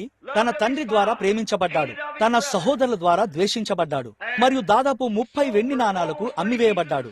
ఒక గోతిలోనికి విసిరివేయబడ్డాడు. చనిపోయిన వానిగా ఎంచబడ్డాడు, బయటకు తీయబడ్డాడు. అతని శ్రమలో పానదాయకుడు రక్షించబడ్డాడు మరియు భక్ష్యకారుడు నశించిపోయాడు. శిలువ వద్ద 2 దొంగల వలె ఉన్నది. ఆపై అతను బయటకు వచ్చినప్పుడు అతను ఆ గోతిల నుండి లేచి మరియు ఫరో యొక్క కుడివైపున ఉంచబడ్డాడు. అతిపెద్ద వాణిజ్య ఆ దేశము ప్రపంచం మొత్తం మీద కొరడా జులిపించిన దేశం. మరియు వారు యోసేపు ద్వారా వస్తేనే తప్ప ఏ మనుషుడును ఫరో వద్దకు రాలేడు. యేసు దేవుని కుడిపార్శ్వమున ఉన్నాడు మరియు క్రీస్తు ద్వారా తప్ప ఏ మనుషుడును దేవుని వద్దకు రాలేడు. మరియు యోసేపు ఆ సింహాసనాన్ని విడిచిపెట్టి బయలుదేరినప్పుడు మనుషులు కేకలు వేస్తూ మరియు బూరలు ఊదుచు అతనికి ముందు వెళ్లేవారు.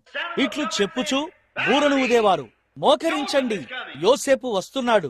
మరియు యేసు వచ్చినప్పుడు ఒక బూరం రోగును మరియు ప్రతి మోకాలు వంగును మరియు ప్రతి నాలుకయు ఒప్పుకొనును. అవునయ్యా, అక్కడే ఆయన ఉన్నాడు. మరియు యోసేపు మరణించినప్పుడు విడుదల కోసం ఎదురు చూస్తున్న వారికి అతడు ఒక జ్ఞాపకార్థమును విడిచిపెట్టాడు. ఇక్కడ కొద్ది కాలం క్రితం నేను ఆ పాత శవపేటికపై నా చేతిని ఉంచాను. అది సీసంతో తయారు చేయబడినది మరియు అతని శరీరం అలాగే ఉండవలసి ఉన్నది. అతని ఎముకలు ఇట్లు చెప్పెను, మీరు నన్ను ఇక్కడ పాతిపెట్టకండి, ఎందుకనగా ఏదో ఒక దినమున దేవుడు మిమ్మును దర్శించబోచున్నాడు. అతను ఒక ప్రవక్త అయి ఉండెను. దేవుడు మిమ్మును దర్శించబోచున్నాడు మరియు ఇట్లు చెప్పెను, మీరు వాగ్దాన దేశమునకు వెళ్ళునప్పుడు నా ఎముకలను తీసుకొని వెళ్ళండి. కొట్టబడిన వీపు మరియు రక్తముతోనున్న ప్రతి హెబ్రీయుడు కూడా ఆ పేటికలోనికి చూసి ఇలా చెప్పగలడు, ఏదో ఒక దినమున మనము బయటకు వెళ్తాము. యేసు ఒక జ్ఞాపకార్థమును విడిచిపెట్టెను, ఒక ఖాళీ సమాధి. ఏదో ఒక రోజు మనము మరియు మన ప్రియమైన వారు సమాధి వద్దకు వెళ్ళినప్పుడు మరియు ఆ తెలివి తక్కువ వారు ఇట్లు చెప్పడం వింటాము, బూడిదకు బూడిద మరియు ధూళికి ధూళి మరియు మట్టికి మట్టి. కానీ సహోదరుడా, మనము ఆ సముద్రమునకు ఆవలిన ఒక ఖాళీ సమాధి వైపుకు చూడగలము. ఏదో ఒక రోజు మనము ఇక్కడ నుండి బయటికి వెళ్ళుచున్నాము. మనము ఇంటికి వెళ్ళుచున్నాము. ఆయన వచ్చుచున్నాడు. ప్రతిదీ మాదిరిగా చూపించబడినది. దావీదును చూడండి. తన స్వంత ప్రజల చేత తిరస్కరించబడ్డాడు. తన స్వంత ప్రజల చేత సింహాసనము నుండి తొలగించబడ్డాడు. యెరూషలేముకు రాజయ్యుండి తన స్వంత ప్రజల చేత యెరూషలేము నుండి తరిమివేయబడ్డాడు. మరియు అతడు ఒలీవ కొండపైకి వెళ్ళినప్పుడు అతడు వెనక్కి తిరిగి చూసి ఏడ్చాడు. అతడు తిరస్కరించబడ్డాడు. అప్పటి నుండి 800 సంవత్సరాల తర్వాత దావీదు కుమారుడు యెరూషలేము రాజు ఒక కొండపై కూర్చుని మరియు ఏడ్చాడు. ఎందుకనగా ఆయన తిరస్కరించబడ్డాడు. అది దావీదులోనున్న క్రీస్తు యొక్క ఆత్మ అంతయు సిలువను ముందుగా సూచించెను. అక్కడ ఆ వెనుకటి ప్రవక్తలు ఆయన నామములో మాట్లాడారు, ఆయన నామములో జీవించారు, ఆయన నామములో క్రియ చేశారు. నిశ్చయంగా పూర్వకాలమందు నానా సమయములలోను నానా విధములుగాను ప్రవక్తల ద్వారా మన పితరులతో మాట్లాడిన దేవుడు అయితే ఈ దినముల అంతమందు తన కుమారుని ద్వారా మాట్లాడెను. కాబట్టి ఈనాటి ప్రవక్తలు మరియు ఆత్మ సంబంధమైన వ్యక్తులు సరిగ్గా క్రీస్తు యొక్క ప్రతిబింబమై ఉన్నారు. అక్కడ వారు ధర్మశాస్త్రం ద్వారా నిలబడ్డారు, చూశారు.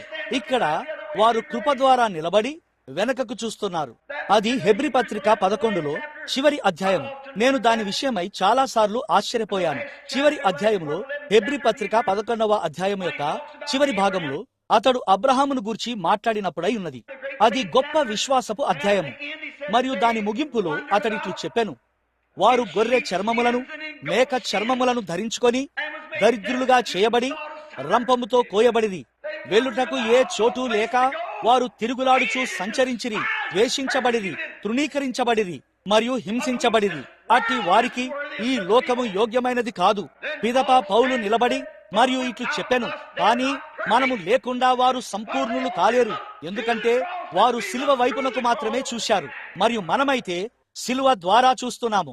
అది మానవ శరీరముగా మారి మరియు మన మధ్యన నివసించిన తరువాత క్రీస్తు యొక్క ఆత్మను మనము కలిగి ఉన్నాము. మనము పరిశుద్ధాత్మ ద్వారా ఇక్కడికి వచ్చి ఉన్నాము. అది ఎంతో మెరుగైన ప్రణాళిక అయి ఉన్నది. మరియు ఈనాడు క్రైస్తవ్యము ఏమి ఆశిస్తుందో అని కొన్నిసార్లు నేను ఆశ్చర్యపోతుంటాను. ఒక పట్టణములోనికి లేదా ఒక నూతన సంఘములోనికి లేదా ఒక నూతన అధికారములోనికి వెళ్లే ఒక బోధకుడు తనను తాను ఒక ప్రవక్తగా పిలుచుకుంటాడు. అక్కడికి నడిచి వెళ్లి ఇట్లా అంటాడు, సరే వారు నాకు ఇంత డబ్బు ఇస్తే చాలు, నేనొక మంచి కారును కలిగి ఉండగలిగితే చాలు, వారు ఒకవేళ ప్రతి 6 నెలలకోసారి నా జీతం పెంచినచో చాలు. మనము శ్రేష్టమైన వాటిని కలిగి ఉండాలి. మనకు ఉత్తమమైన గృహాలు ఉండాలి. మనకు మంచి బట్టలు ఉండాలి. మేకతోలు గొర్రె చర్మాలతో సంచరించి వారికి తలవాల్చుటకైనా స్థలము లేక ఎడారులలో సంచరించిన వారి సమక్షములో మనం నిలబడినప్పుడు మనము ఏమి చేసేదము? మరియు ఎవరైనా మనల్ని ఎగతాళి చేసినచో మనం సంఘాన్ని విడిచిపెట్టి మరియు ఇక ఎన్నడూ తిరిగి వెళ్లకుండుటకు సిద్ధముగా ఉంటాము. నేడు క్రైస్తవ్యానికి ఏమి కావాలి? మన విషయమై మనం సిగ్గుపడవలసి ఉన్నది.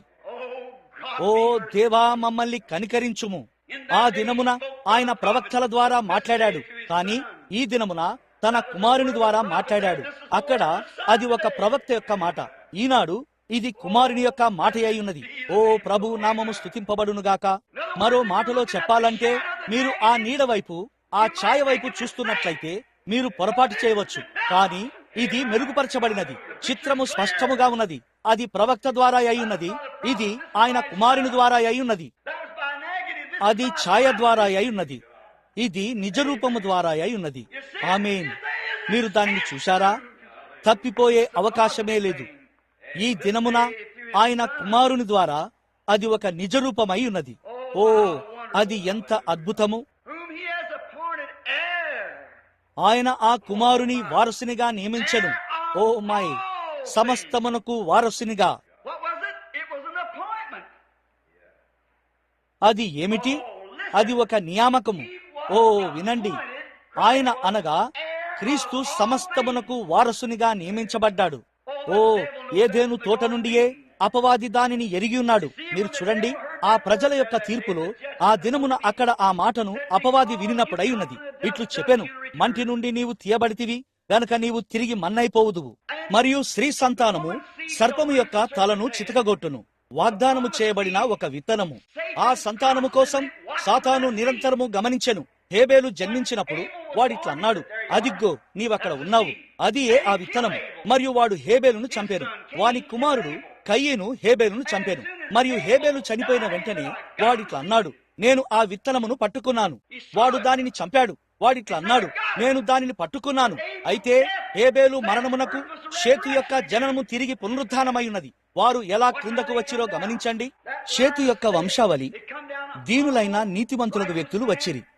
హానోకు నుండి నోవహు నుండి జలప్రలయం ముగింపు వరకు వచ్చినది. కయ్యను యొక్క వంశావళిని చూడండి. తెలివైన వ్యక్తులు, విద్యావంతులు, విజ్ఞాన శాస్త్రం ఎరిగిన వారైది. పరిశుద్ధ గ్రంథము చెప్పుటలేదా? యేసు చెప్పలేదా? అదేమనగా రాజ్యం యొక్క కుమారుల కంటే ఈ లోకము యొక్క కుమారులు యుక్తిపరులై ఉన్నారు. నేడు కూడా కయ్యను వైపు వారిని చూడండి. తెలివైన వారు, విద్యావంతులు, సంశయవాదులు, చాలా మతపరమైన వారు. చూడండి, చాలా మతపరమైన వారు, కానీ శాస్త్రవేత్తలు, భవన నిర్మాణకులు, గొప్ప వ్యక్తులు. అలాంటి గొప్ప వ్యక్తులను తీసుకోండి. థామస్ ఎడిసన్ ను చూడండి, చాలా మంది గొప్ప వ్యక్తులు. ఐన్స్టైన్ ను చూడండి. ఈ లోకము యొక్క మెదడులు. వారు ఈనాడు అట్లు పిలువబడుచున్నారు, ప్రపంచం యొక్క మెదడులు. కానీ మనము మెదడును ఉపయోగించుటకు ప్రయత్నించము. మనము క్రీస్తులో ఉన్న మనస్సును మనలో ఉండనిస్తాము మరియు ఈ వాక్యము వైపుకు చూసి మరియు దానిని అట్లే చెప్తాము. వైద్యశాస్త్రపు వైద్యులు మనము కలిగి ఉన్న వేటితోనైనా మనము వారికి ప్రణామము చేసినప్పటికీ అయినను వారిలో అనేకులు సంశయవాదులు, హేతువాదులై ఉన్నారు. ఈనాడు తెలివైన మరియు మేధావులైన ప్రజలను చూడండి. వారు అక్కడ ఆ వైపున, కయ్యను వైపున ఉన్నారు. అయితే దీనులు మరియు సాత్వికులైన వారిని చూడండి. అక్కడే మళ్ళీ మీ పునరుత్థానము ఉన్నది. ఓ ప్రభు యొక్క నామము స్తుతింపబడునుగాక. అక్కడే మీరున్నారు. గమనించండి.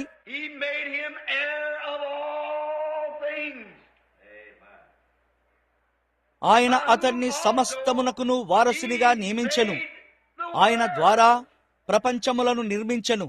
ప్రపంచములను ఎవరు నిర్మించారు? క్రీస్తు. క్రీస్తు ప్రపంచములను సృష్టించాడా? అవునయ్యా. మనము మరికొంచెం ముందుకు వెళ్దాము. ఆయన దేవుని మహిమ యొక్క తేజస్సును మరియు ఆయన తత్వము యొక్క మూర్తిమంతమునై ఉండి, ఎవరి మహిమ యొక్క తేజస్సు? దేవుని యొక్క మహిమ. ఎవరి తత్వము యొక్క మూర్తిమంతము? దేవుని తత్వము. ఓ, నేను దీన్ని ప్రేమిస్తున్నాను. లేక ఆయన తత్వము యొక్క మూర్తిమంతమునై ఉండి తన మాట చేత సమస్తమును నిర్వహించుచు, అక్కడే మీరున్నారు. సమస్తమును నిర్వహించే వాక్యము. మత్తయి 24లో యేసు ఇట్లు చెప్పెను, ఆకాశమును భూమియు గతించును గాని నా మాటలు ఏమాత్రమును గతింపవు. ఆయన అన్నిటినీ నిర్వహిస్తాడు. విజ్ఞాన శాస్త్రము దానిని అణగదొక్కటానికి ప్రయత్నించుచు మరియు ఇట్లు చెప్పుచున్నది. ఇది ఒక పాత పుస్తకం. ఇది అనువదించబడినది. రోమన్ క్యాథలిక్ సంఘము బిషప్ షీన్ కూడా ఇట్లా అన్నాడు. అది 4 లేదా 5 వేర్వేరు సార్లు అనువదించబడినది మరియు దానితో అంత విషయమేమీ లేదు. మీరు దాని ద్వారా జీవించవలసిన ఎడలా మీరు జీవించలేరు. కానీ ఆయన తన వాక్యం ద్వారా అన్నిటినీ నిర్వహిస్తాడు. ఆమేన్. దాని విషయమై నేను అదే అనుకుంటాను. నేను బైబిల్ గ్రంథాన్ని నమ్ముచున్నాను. తన మహత్తు గల మాట చేత ఆయన మాటలో శక్తి ఉన్నది. మన పాపముల విషయములో శుద్ధీకరణము తానే చేసి, ఇక్కడ చూడండి, శ్రేష్ఠుడై ఉన్నత లోకమందు మహామహుడగు దేవుని కుడిపార్శ్వమున కూర్చుండెను. పౌలు ఏమి చేయడానికి ప్రయత్నిస్తున్నాడు? దేవుడు క్రీస్తులో సమస్తమును సంకల్పించాడని మరియు క్రీస్తు దేవుని యొక్క మూర్తిమంతమై ఉన్నాడని చూపించుటకు అతడు ప్రయత్నిస్తున్నాడు. ఆ మిగతా అధ్యాయమంతా ఆయన ఏ విధంగా దేవదూతల కంటెను, సమస్త అధికారముల కంటెను గొప్పవాడన్న దానితో వ్యవహరించును. దేవదూతలు ఆయనను ఆరాధించారు. పౌలు ఆయనను గణపరచడానికి ప్రయత్నిస్తున్నాడు. ఇప్పుడు నేను ప్రయత్నించగోరుచున్నాను. నేను ఇంతకంటే ముందుకు వెళ్ళలేకపోయినచో ఆ మిగతాదంతా కేవలం క్రీస్తును గణపరచడమే అయి ఉన్నది. పౌలు ఇక్కడ ఏమి చెప్తున్నాడంటే 11వ అధ్యాయములో వలెనే మరియు అంతా ప్రపంచము గురించి మాట్లాడాను. అతడిట్లు చెప్పెను, నీవు నా కుమారుడవు, నేను నేడు నిన్ను కనియున్నాను అని ఆయన ఏ దూతతో చెప్పెను? చూశారా? ప్రపంచం యొక్క అంతమందు అవి నశించిపోవును. లోకము నశించును మరియు లోకపు సంగతులన్నీ గతించును. ఆయన ఉత్తరీయము వలె వాటిని మడిచివేయును. అవి పాతగిల్లి మార్చబడి మరియు గతించిపోవును. కాని నీవు నిలిచియుందువు. నీవు ఎప్పటికీ నిలిచియుందువు. నీవు నా కుమారుడవు. నేను నేడు నిన్ను కనియున్నాను మరియు ఎన్నటికీ నశించవు. మహామహుడగు దేవుని కుడిపార్శ్వమున కూర్చుని ఉన్నావు. కుడి పార్శ్వము అనగా ఏమిటి? దేవునికి ఒక కుడి చెయ్యి ఉండి దానిపై ఎవరో కూర్చుని ఉన్నారని కాదు. కుడి చెయ్యి అనగా శక్తి మరియు అధికారము. భూమి మీదను మరియు పరలోకములో ఉన్న ప్రతి దానిపై అధికారాన్ని కలిగి ఉన్నాడు. మరియు సమస్త ఆకాశములు మరియు భూమియు ఆయనచే సృష్టించబడినవి. ఇప్పుడు ఈ గొప్ప పురుషుడు, ఈ గొప్ప వ్యక్తి ఎవరు? క్రీస్తా? ఇక్కడ తండ్రి, కుమారుడు మరియు పరిశుద్ధాత్మలో ఉన్న దేవుడు. ఇది ఒక త్రిత్వము, కానీ ఇది వ్యక్తుల యొక్క త్రిత్వము కాదు. ఇది ఒక్క దేవుని యొక్క కార్యాలయపు త్రిత్వము. ఆయన ఇశ్రాయేలు పిల్లలను నడిపించుచు తండ్రిగా ఉన్నాడు. ఆ గొప్ప యెహోవా తండ్రి. అది ఆయన యొక్క కార్యాలయమై ఉన్నది. మరియు ఆయన భూమిపై నివసించాడు, కుమారుడిగా పిలువబడ్డాడు. మరియు ఇప్పుడు ఆయన తన సంఘములో జీవిస్తున్నాడు, పరిశుద్ధాత్మగా పిలువబడుచున్నాడు. ముగ్గురు దేవుళ్ళు కాదు, 3 కార్యాలయాల్లో ఉన్న ఒక్క దేవుడు, తండ్రి, కుమారుడు మరియు పరిశుద్ధాత్మ. తండ్రి అయిన దేవుడని ప్రజలు దేవుడిని 3 వేర్వేరు దేవుళ్ళుగా చేయడానికి ప్రయత్నిస్తారు. ఆ కారణము చేతనే యూదులు మీరెన్నడూ దీనిని ఒక యూదుని వద్దకు తీసుకురాలేరు, లేదు, దానిని అక్కడకు తీసుకెళ్లలేరు. అతడు అలా చేయలేడు. అతనికి ఒక ఆజ్ఞ ఇవ్వబడినది. అదేమనగా, నేను ఒక్క దేవుడను, ఒక్క దేవుడు మాత్రమే ఉన్నాడు. ఆఫ్రికాలో వారు 3 రకాలుగా బాప్తిస్మం ఇస్తారు. వారు తండ్రి కొరకు ఒకసారి, కుమారుని కొరకు ఒకసారి మరియు పరిశుద్ధాత్మ కొరకు ఒకసారి బాప్తిస్మం ఇస్తారు. అపోస్టలిక్ ఫెయిత్ మిషన్ వారు ఆయన మరణాన్ని సూచిస్తూ ముఖము ముందుకి ఉంచి 3 సార్లు బాప్తిస్మం ఇస్తారు. పశ్చిమ కోస్తా లేదా తూర్పు కోస్తాలో సంపూర్ణ సువార్త అని పిలువబడువారు 3 సార్లు వెనుకకు బాప్తిస్మం ఇస్తారు. అది ఆయన సమాధిని సూచిస్తుంది అని చెప్తారు. మరియు అతడిట్లన్నాడు, ఆయన మరణించినప్పుడు ఆయన ముందుకు పడిపోయాను.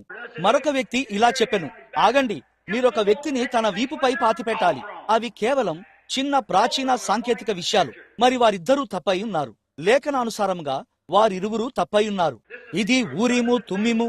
ఇది దానిని స్థిరపరుస్తుంది. ఇప్పుడు ఇక్కడ దానిని మనము చిత్రీకరిద్దాము మరియు ఈ రాత్రి అది ఎలా కనిపిస్తున్నదో మనము చూద్దాము. మీరు దానిని చూడాలనుకుంటే ఇదిగో అది ఇక్కడ ఉన్నది. మొత్తం మీద దాదాపు 25 సంవత్సరాలు నేను సేవకునిగా ఉన్నాను. నేను దానిని అధ్యయనం చేశాను మరియు సంఘములోని వరములను గురించి నేను చాలా సార్లు ఆశ్చర్యపోయాను. ఆ వరములు ఏమిటి? ప్రవచనము, భాషలతో మాట్లాడటము, భాషలకు అనువాదము చెప్పడము, దైవిక ప్రత్యక్షత మొదలగున్నవి. అవన్నీ క్రీస్తు ద్వారానే వచ్చును. ఇప్పుడు చూడండి, క్రీస్తు సమస్త కార్యములకు శిరస్సై ఉన్నాడు మరియు ఆయన సంఘమునకు శిరస్సై ఉన్నాడు. మరియు మీరు ఎన్నడైనా ఒక పెద్ద వజ్రాన్ని చూశారా? సరిగ్గా కత్తిరించబడిన ఒక పెద్ద గొప్ప వజ్రము, దాని నుండి విడగొట్టబడినట్టి, దాని నుండి కత్తిరించబడినట్టి చిన్న చిన్న ముక్కలను అది కలిగి ఉంటుంది. అదియే సరైన వజ్రమును తయారు చేస్తుంది. ఆ ముక్కలు దేని కొరకు? ఒక నిజమైన వజ్రము అది బయటకు వచ్చే మార్గం ఏదనగా, ఒక నిజమైన వజ్రము అది కనుగొనబడినప్పుడు అది కొట్టబడుతుంది. నేను కింబర్లీలో ఉన్నాను. ఆ వీధిలో వజ్రాలను ఏరుకొనవచ్చని మీలో చాలా మంది విని ఉన్నారు. అది నిజమే. బిల్లీ మరియు నేను మరియు మిస్టర్ బోస్వర్త్ ఉన్నాము. కింబర్లీ వజ్రాల గని యొక్క అధ్యక్షుడు తీసుకుని వెళ్ళెను. అక్కడ జరిగిన కూటములో అతడు నా ద్వారపాలకుడు మరియు వారు మమ్మల్ని అచ్చటకు తీసుకుని వెళ్లారు. మరియు కేవలం వారు వాటిని దాదాపు భూమి క్రింద 1700 అడుగుల వరకు త్రవ్వుతారు. అవి బయటకు వచ్చెను. ఒక నీలిరంగు రాయి, ఇక్కడ మీకు దొరికే నీలిరంగు రాయి వంటి పెద్ద నీలిరంగు రాయి. మరియు ఆ స్థానికులు వాటి ధరను పెంచడానికి వారు త్రవ్వి భూమిలో 1700 అడుగుల లోతున వాటిని పెడతారు. మీరు అక్కడ నది వద్దకు వెళ్లినచో 100 మైళ్ళ వరకు వారు దానికి కాపలాను ఉంచుతారు. 10 గ్యాలన్ల బకెట్లు 2 తీసుకొని మరియు పూర్తిగా ఇసుకతో నింపి దానిని తీసుకొనండి. మరియు మీరు దానితో ఇంటికి చేరుకోగలిగితే చాలు, మీరు ఒక కోటీశ్వరుడు అవుతారు. అందులో అనేక వజ్రాలు ఉంటాయి అని అతడు చెప్పాడు. కాని వాటి ధరను అలాగే అధికముగా ఉంచుటకు వారు పనిచేసి మరియు వాటిని త్రవ్వి పెట్టవలసి ఉన్నది. ఇప్పుడు వజ్రము అది బయటకు వచ్చినప్పుడు అది కేవలం ఒక పెద్ద నున్నటి గుండ్రని గాజు ముక్క వంటిది. ఒక నీలపు వజ్రం ఉంటుంది, నల్లని వజ్రము పచ్చనిది మరియు ఒక స్ఫటికమైన వజ్రము తెల్లని వజ్రము ఉంటుంది. కానీ అది బయటకు వచ్చినప్పుడు పిదప అది తయారు చేయబడి మరియు ఉపయోగించబడినప్పుడు ఆ వజ్రము ఒక భాగమును కోల్పోవలసి ఉన్నది మరియు అది దానిలో నుండి ఆ ముక్కలను కోల్పోవలసి ఉన్నది. చిన్న ముక్కలను కొట్టివేయుదురు, ఎందుకనగా అది నేరుగా కాంతిలోనికి అలా వచ్చినప్పుడు అది మెరుస్తుంది. ఆ ముక్క ఆ మెరుపును తెచ్చేది ఏమిటనగా అది కత్తిరించబడిన విధానమే. అది కత్తిరించబడినది, ముక్కలు చేయబడినది మరియు పిదప అట్లు చేయబడినప్పుడు అది ఒక కాంతిని ప్రకాశింపజేస్తుంది.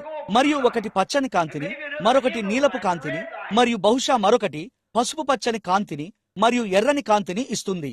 మరియు ఒక వర్షధనుస్సు వలె దాని నుండి వివిధ రకమైన వెలుగులు విరజిల్లుతాయి. వజ్రములో అగ్ని అని వారు దానిని అంటారు. ఇప్పుడు ఆ కాంతులలో ప్రతి ఒక్కటి వరములను సూచిస్తుంది. అయితే అది క్రీస్తు మాత్రమే ఆ వజ్రమై ఉన్నాడు.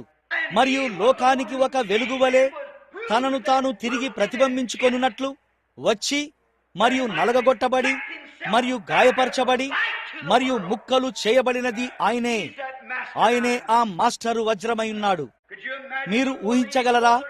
భూమి అనేది ఒకటి లేకముందే, వెలుగు అనేది లేకముందే, నక్షత్రం అనేది ఒకటి లేకముందే, ఏది లేకముందే ఆత్మ యొక్క ఒక గొప్ప ఊట ప్రవహించుచుండెను. మరియు ఈ ఊట నుండి అత్యంత స్వచ్ఛమైన ప్రేమ వచ్చినది. ఎందుకనగా దాని నుండి రావడానికి ప్రేమ తప్ప మరేమీ లేదు. ఇప్పుడు మనము ఈ దినమున మనము ప్రేమ అని దేనినైతే పిలుస్తున్నామో అది వంకర చేయబడిన ప్రేమ. అయితే మనము కేవలం దాని యొక్క సారాన్ని పొందుకున్నచో లేదా ఆ ప్రేమలో కొద్ది భాగాన్ని పొందుకున్నచో అది మన మొత్తం అభిప్రాయాన్నే మార్చేస్తుంది. అప్పుడు ఆ ప్రధాన ఊట నుండి, ఈ వజ్రము నుండి, అక్కడ నుండి మరొక కాలువ వచ్చినది. మరియు అది నీతి అని పిలువబడినది. సంపూర్ణముగా నీతియే. ఇప్పుడు అందునిమిత్తమే మనము ధర్మశాస్త్రాన్ని కలిగి ఉండవలసి ఉండెను. ఆ కారణము చేతనే ధర్మశాస్త్రము తీర్పును కలిగి ఉండవలసి ఉన్నది. ఏ తీర్పు అయినా ధర్మశాస్త్రమును అనుసరించనిచో అప్పుడు ధర్మశాస్త్రము ఏ మంచి చేయదు. మరియు ధర్మశాస్త్రము ద్వారా తీర్పు తీర్చబడినప్పుడు అది మరణాన్ని తీసుకువస్తుంది. మరియు స్వయంగా దేవుడే తప్ప ఆ అపరాధ రుసుమును చెల్లించు వారెవరూ లేరు. మరియు ఆయన మన మరణమునకు అపరాధ రుసుమును చెల్లించాడు. మరియు మనము ఆయన ద్వారా దేవుని నీతి అగునట్లు మన పాపములను ఆయన మీద వేసుకున్నాడు. ఇప్పుడు ఆ గొప్ప వెలుగులు బయటకు వెళ్ళినప్పుడు, లేదా ఆత్మ యొక్క గొప్ప కిరణాలు, ప్రేమ, శాంతి అక్కడున్నవన్నీ అవే. అక్కడ బాధ అనేది లేదు, ఏ ద్వేషము లేనే లేదు, ఏ కక్ష లేదు. ఈ ఊట నుండి అవి రాలేవు. అది యెహోవా, అది యెహోవా దేవుడు. మరియు ఇప్పుడు వేద పండితులు దీనిని పిలుస్తున్నట్లుగా దానిలో నుండి ఒక థియోఫనీ బయటకు వెళ్ళెను. మరది లేఖనములో ఆ లోగోస్ అని పిలువబడినది దేవుని నుండి బయటకు వెళ్ళిన లోగోస్. దీనిని వివరించడం కష్టం, కానీ అది దేవుని యొక్క ఒక భాగము. ఇప్పుడు ఏమి జరిగిందంటే, మన్నించండి, నేను దీనిలోనికి వచ్చాను. నేను దేనినైతే ప్రేమిస్తానో సరిగ్గా అక్కడికి ఇది నన్ను తీసుకొని వచ్చును. చూశారా?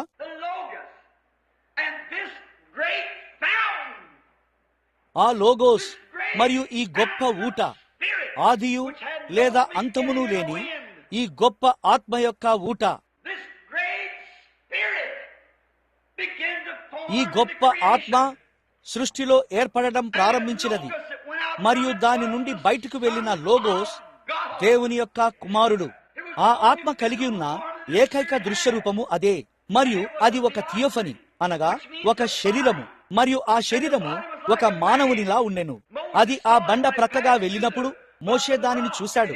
మరియు అతడు దాని వైపు చూసి ఇట్లా అన్నాడు, అది ఒక మనిషి యొక్క వెనుక భాగము వలె కనిపించినది. అది మనం ఇక్కడ చనిపోయినప్పుడు మనం పొందుకునే శరీరం వంటిదే అయి ఉన్నది.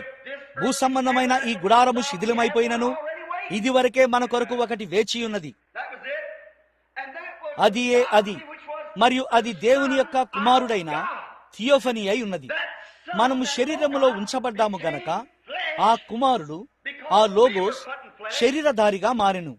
మరియు ఆ థియోఫనీ, ఆ లోగోస్ ఇక్కడ మన మధ్య శరీరముగా మారెను. మరియు అది నివాస స్థలమే గాని మరొకటి కాదు. ఎందుకనగా ఆ ఊట మొత్తం ఆయనలో నివసించెను. మీరు దానిని చూస్తున్నారా? అది అక్కడ ఉన్నది. ఆయనే ఆ వ్యక్తి. ఇక్కడ చూడండి. ఇప్పుడు వెంటనే హెబ్రీ పత్రిక 7వ అధ్యాయానికి తిప్పుదాము. దేవుని చిత్తమై ఉండగా కేవలం ఒక క్షణము కృప నిమిత్తమై ఉన్నది. ఇక్కడ అది ఎలా ఉన్నదో మనం చూద్దాము. అబ్రహాము, మనకు ఎంత సమయం ఉన్నది? మనకు 10 నిమిషాలు ఉన్నాయి. సరే, మనము దీనిని చూద్దాము. పిదప తరువాత లేదా ప్రభు చిత్తమైతే ఆదివారము దానిని ముగించుదాము. అబ్రహాము రాజులను సంహరించి తిరిగి వచ్చుచుండెను. ఏలయనగా ఈ మెల్కీసెదెకు షాలేము రాజు.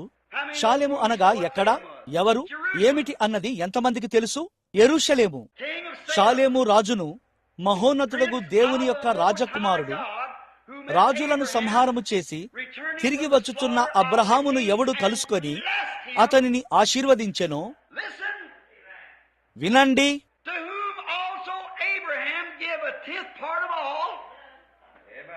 ఎవనికి అబ్రహాము అన్నిటిలో 10వ వంతు ఇచ్చెనో అతని పేరుకు మొదట నీతికి రాజనియు,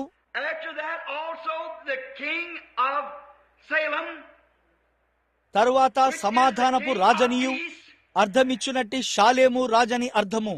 అతడు తండ్రి లేనివాడును తల్లి లేనివాడును వంశావళి లేనివాడును జీవిత కాలమునకు ఆది అయినను జీవమునకు అంతమైనను లేనివాడునై ఉండి, షాలేము నుండి ఒక రాజు వచ్చి మరియు రాజులను సంహరించి వచ్చుచున్న అబ్రహామును కలుసుకొనెను. మరియు ఈ రాజునకు తండ్రి లేడు తల్లి లేదు, జీవిత కాలమునకు ఆది అయినను లేదా జీవమునకు అంతమైనను లేదు. అబ్రహాము ఎవరిని కలుసుకొనెను? ఇప్పుడు ఆలోచించండి. ఆయనకి ఏ తండ్రి లేడు, ఆయనకు ఏ తల్లి లేదు, ఆయన ప్రారంభమైన ఒక కాలము లేదు మరియు ఆయన అంతమయ్యే ఒక సమయము లేదు. కావున అదే షాలేము రాజు నేడును జీవించుచుండవలసి ఉన్నది. ఆమేన్. మీరు దానిని చూశారా? అది ఆ దేవుని కుమారుడైన ఆ థియోఫనీ అయి ఉండెను. ఏ షాలేము? అది పైనున్న ఆ యెరూషలేము. అది అబ్రహాము ఆశీర్వదించబడిన వాడై దేవుడు దేనికి శిల్పియు నిర్మాణకుడై ఉన్నాడో ఆ పట్టణము కొరకు ఎదురు చూసినదై ఉన్నది. అతడు గొర్రె చర్మములను మరియు మేక చర్మములను వేసుకొని ప్రతి చోట సంచరించాడు. నిరాశ్రయుడై సంచరిస్తూ దేవుడు దేనికి శిల్పియు నిర్మాణకుడై ఉన్నాడో ఆ పట్టణము కొరకు ఎదురు చూశాడు. మరియు అతడు తిరిగి వచ్చుచుండగా ఆ యెరూషలేము యొక్క రాజును కలుసుకొనెను మరియు అతని మొత్తములో 10వ భాగమును చెల్లించాడు. ఆమేన్. అది ఆయనే. ఓ గ్రహం సోదరుడా, అది ఆయనే, అది ఆయనే. అబ్రహాము మరలా ఆయనను చూశాడు. ఒక రోజు అతడు గుడారములో కూర్చుని ఉన్నాడు. అక్కడికి రావడాన్ని అతడు చూశాడు మరియు 3 వ్యక్తులు రావడాన్ని అతడు చూశాడు. మీకు తెలుసా, ఒక క్రైస్తవుని విషయమై ఏదో ఉన్నది. అతడు దానిని చూసినప్పుడు ఆ ఆత్మ గురించి అతనికి తెలుస్తుంది. అతనికి అది తెలుస్తుంది అంతే. దాని విషయమై ఏదో ఆత్మ సంబంధమైన సంగతి ఉన్నది. ఆత్మ సంబంధమైన విషయాలు ఆత్మ సంబంధంగానే వివేచించబడతాయి. మీకు తెలుసు కదా, అతను నిజంగా జన్మించినట్లయితే అతడు దానిని చెప్పగలడు. నా గొర్రెలు నా స్వరము వినును. మరియు ఏదో ఉన్నదని అతడు ఎరిగి ఉన్నాడు. అతడు బయటకు పరిగెత్తి ఇట్లు చెప్పెను, నా ప్రభువా, లోపలికి రమ్ము, కూర్చొనుము, కొంతసేపు ఆగుము. నేను వెళ్లి రొట్టెలు తెచ్చి నీ చేతిలో ఉంచెదను. నేను నీ పాదములు కడిగెదను. నీవు నన్ను దర్శించడానికి వచ్చితివి గనుక విశ్రాంతి తీసుకొనుము. పిదప నీ ప్రయాణమును కొనసాగించుము. ఫలించని భూమిలో ప్రభు యొక్క తృణీకరించబడిన కొద్ది మందితో ఆ మార్గాన్ని, ఆ కష్టమైన మార్గాన్ని తీసుకొనుచున్నాడు. అయితే లోతు అక్కడ ఐశ్వర్యములలో జీవించుచున్నాడు. సహోదరుని కొడుకు, కాని అతడు అక్కడ పాపములో జీవిస్తున్నాడు. అనేక ఐశ్వర్యములు దానినే అనగా పాపమునే ఉత్పత్తి చేయును. కావున అబ్రహాము వారిని అక్కడికి తీసుకొని వచ్చాను. కొన్ని నీళ్లు తెచ్చి మరియు వారి పాదములు కడిగాను. అతడు పశువుల మందకు పరిగెత్తి ఒక క్రొవ్విన దూడను మందలో నుండి తెచ్చి దానిని చంపాడు. సిద్ధపరచుటకు దానిని ఒక పనివానికి అప్పగించెను. మరియు ఇట్లు చెప్పాడు, షారా, నీవు మెత్తని పిండి పిసికి రొట్టెలు చేయుము. మెత్తగా పిసికి చేయడం అంటే ఏమిటో మీకు తెలుసు కదా. మీకు తెలుసా, అమ్మ ఒక పాత, ఒక చీలిక వంటి దానిని ఆ భోజనపు తొట్టిలో కలిగి ఉండేది. వాటిలో జల్లెడ కలిగి ఉన్న ఒక దానిని మీరు ఎప్పుడైనా చూశారా? మరియు మీరు దానిలో ఒక చీలికను కలిగి ఉంటారు. మీరు పిండిని మెత్తగా చేస్తారు, మీకు తెలుసా? మరియు అలా బరువు ముద్దను కలిపి అలా మెత్తగా చేస్తారు. అమ్మ అలా చేయడం నేను చాలా సార్లు చూశాను. ఆ చీలిక, దానికి చిన్న తీగల పొర వంటిది ఉంటుంది. ఆమె ఆ పిండిని తీసుకొని దానిని అలా జల్లెడ పడుతుంది, మీకు తెలుసా? మరియు దానిని ముందుకు వెనుకకు అలా తడుతుంది. అప్పుడు ఆ చీలికను తీసుకొని అదంతా క్రిందకు పడటానికి దానిని అలా చుట్టూ తడుతుంది. మరియు అప్పుడే అక్కడికి వెళ్లి ఆ పెద్ద తిరుగలి మిల్లు వద్ద మేము పిండి పట్టించుకోవలసి ఉన్నది. మరి మీకు తెలుసా, బరువైన పెద్ద మిల్లు రాళ్లు అసలైన జొన్న రొట్టెను అవి తయారు చేయును. దానిపై మీరు రోజంతా మొద్దులను కోయవచ్చును. కావున అప్పుడు ఇట్లు చెప్పాడు, పిండిని మెత్తగా పిసుకుము, త్వరగా చేయుము. మరియు ఇక్కడ పొయ్యి మీదనే కొన్ని మొక్కజొన్న రొట్టెలు చేయుము, వెంటనే చేయుము. మరియు వారు ఆవును పాలు పితికి మరియు కొన్ని పాలు తెచ్చారు. మరియు వారు దానిని చిలికి కొంచెం వెన్నను చేశారు. మరియు పిదప వారు వెళ్లి దూడను చంపి మాంసము తెచ్చారు. మరియు వారు ఆ మాంసమును వేయించారు. మజ్జిగ, జొన్న రొట్టె మరియు వేడి మొక్కజొన్న రొట్టెల మీద పూయడానికి కొంచెం వెన్నను చేశారు. ఓ, అది చాలా బాగుంది. మరియు వారు అక్కడ అన్నిటినీ పరిచారు. మరియు అతడు దానిని తీసి ఆ 3 వ్యక్తులకి వడ్డించాడు. మరియు వారు తినుచుండగా వారు సొదమ వైపు చూస్తూ ఉండిరి. మరియు కొద్దిసేపటి తర్వాత వారు లేచి వెళ్లడం ప్రారంభించారు. మరియు ఆయన ఇట్లు చెప్పాడు, అబ్రహామా ఇట్లు చెప్పెను, నీవు దానిని నా నుండి దాచియించావు, నేను చేయబోవు దానిని నీకు దాచియించలేను. నేను అక్కడికి వెళ్ళుచున్నాను. సొదొమ యొక్క పాపములు నా చెవిన పడ్డాయి. ఆ మనిషి ఎవరు? తన వస్త్రములపై అంతా దుమ్ము ధూళితో ఒక దూడ మాంసాన్ని తినుచు మరియు ఆవు పాలు త్రాగుచు మరియు కొన్ని మొక్కజొన్న రొట్టెలను మరియు వెన్నను తినుచు అక్కడ కూర్చుని ఉన్న ఆయన ఎవరు? ఈ వింత వ్యక్తి ఎవరు? 2 లేదా 3 అక్కడ కూర్చుని ఉన్నారు. ఆయన వస్త్రముల మీద అంతా దుమ్ము ఉన్నది. ఓ అవును, మేము ఒక దూర దేశము నుండి వచ్చాము. అవును, చాలా దూరము. మరియు కావున ఆయన చెప్పెను, మంచిది, వారెవరు? ఆయన ఇట్లు చెప్పాను, అతడు భూమికి వారసుడై ఉన్నాడని చూచుటను బట్టి అబ్రహాముకు దీనిని నేను దాచలేను. ఆమేన్. నేను నా రహస్యాలను బయలుపరుస్తాను. మరో మాటలో చెప్పాలంటే భూమికి వారసులైన వారికి తెలియజేస్తాను. ఈనాడు సంఘము అచ్చటనే ఉండవలసి ఉన్నది. అది నిజము. దేవుని యొక్క రహస్యాలను పొందండి. మీరు ఎలా నడుచుకోవాలో, ఎలా ప్రవర్తించాలో, మరియు ఏమి చెయ్యాలో, ఎలా నడవాలో మరియు ఎలా జీవించాలో తెలుసుకోండి. మనము భూమికి వారసులమై ఉన్నాము. నిజము. ఆయన వాటిని మీకు బయలుపరచును. ఎందుకనగా ఆయన దేనిని దాచియుంచడు. అందువలనే ఈ విషయాలు జరగడం మనం చూస్తున్నాము. లోకము ఇట్లా అంటుంది, ఓ అది ఒక మూఢభక్తుల గుంపు, వారిని అలా అననివ్వండి. అయితే భూమికి వారసులైన వారికి ఈ విషయాలు తెలుసు. ఎందుకనగా వారు దేవుని కుమారులు అని పిలువబడెదరు. సాత్వికులైన వారు ధన్యులు, ఏలైనగా వారు భూలోకమును స్వతంత్రించుకొందురు. ఆయన తన రహస్యాలను వారికి తెలియజేస్తాడు. వాటిని వారికి బయలుపరుస్తాడు. ఏమి చేయాలో మరియు ఎలా జీవించాలో వారికి చూపిస్తాడు. ఈ లోకపు విషయాలను విడిచిపెట్టి దైవభక్తితో నడుచుకుంటూ మరియు దైవభక్తితో జీవిస్తూ ఈ ప్రస్తుత ప్రపంచములో ఆయనతో పాటు నడుచుటను చూపిస్తాడు. లోకము ఏమి అనాలనుకుంటుందో వారిని అననివ్వండి. కావున ఆయన చెప్పెను, నేను అబ్రహాముకు ఈ రహస్యాన్ని దాచలేను. ఎందుకనగా అతడు భూమికి వారసుడని చూచుటను బట్టి అయి ఉన్నది. కాని ఆయన చెప్పెను, నేను సొదొమను నాశనం చేయడానికి వెళ్ళుచున్నాను. నేను అక్కడకు వెళ్ళుచున్నాను. అయ్యా, నీవు ఏమి చేయబోచున్నావు? నీవు ఎక్కడ నుండి వచ్చావు? ఇదంతా దేని గురించి? దీనిని కనుగొన్నాడు. ఆయన ఇట్లు చెప్పెను, మరియు అబ్రహామా, మరొక విషయం, నేను నీకు ఇచ్చిన ఈ వాగ్దానము కొరకు నీవు 25 సంవత్సరములు వేచి ఉన్నావు. నీవు 25 సంవత్సరాల క్రితము నుండే ఈ శిశువు కోసం ఆ దుస్తులను, ఆ పిన్నులను మరియు సమస్తమును సిద్ధపరిచావు. నీవు ఇంకనూ నాపై వేచి ఉన్నావు. ఇప్పుడు సరిగ్గా జీవకాలమున నేను నిన్ను దర్శించబోచున్నాను. జీవకాలమున వచ్చే నెల నేను నీతో ఉంటాను. మరియు షారా ఆ వెనుక గుడారములో ఉన్నది. మరియు ఈ వ్యక్తి తన వీపు గుడారము వైపుకు తిరిగి ఉండి ఇలా అబ్రహాముతో మాట్లాడుచుండెను. మరియు షారా ఇట్లా అన్నది, ఆయన అడిగాడు, షారా ఎందుకు నవ్వినది? హోహోహో, దాని సంగతి ఏమిటి? అది ఒక మనస్సును చదువుటే, అది కాదా? షారా నవ్వుటకు గల కారణం ఏమిటి? షారా ఇట్లన్నది, లేదు, నేనసలు నవ్వలేదు. ఇట్లన్నాడు, ఓ అవును, నీవు నవ్వితివి. ఆమె భయపడినది. ఆమె వణుకుచున్నది. ఆమె ఆ వెనుక గుడారములో ఏమి చేయుచున్నదో ఎరుగగలిగినట్టి ఆయన ఎవరు? అది ఈనాడు మనతో ఉన్నట్టి అదే దేవుడు, అదే వ్యక్తి. ఆయనకు దాని గురించి అంతయు తెలియను. చూశారా? మీకు అవసరమైన కొలది ఆయన దానిని బయలుపరచును. చూశారా? నీవు దేని గురించి నవ్వుచున్నావు? చూడండి, ఆయన వీపు దాని వైపు ఉన్నది. పరిశుద్ధ గ్రంథము అలా పేర్కొన్నది. అదేమనగా ఆయన వీపు డేరా వైపు ఉండెను. కాని ఆయనకు అది తెలియను. అక్కడ వెనుక దీనిని చేయుచున్న ఆమె ఎవరన్నది తెలియను. మీరు చూశారా? కావున ఆయన ఇట్లు చెప్పెను, నేను నిన్ను దర్శించబోచున్నాను. ఈ వింత వ్యక్తి ఎవరు?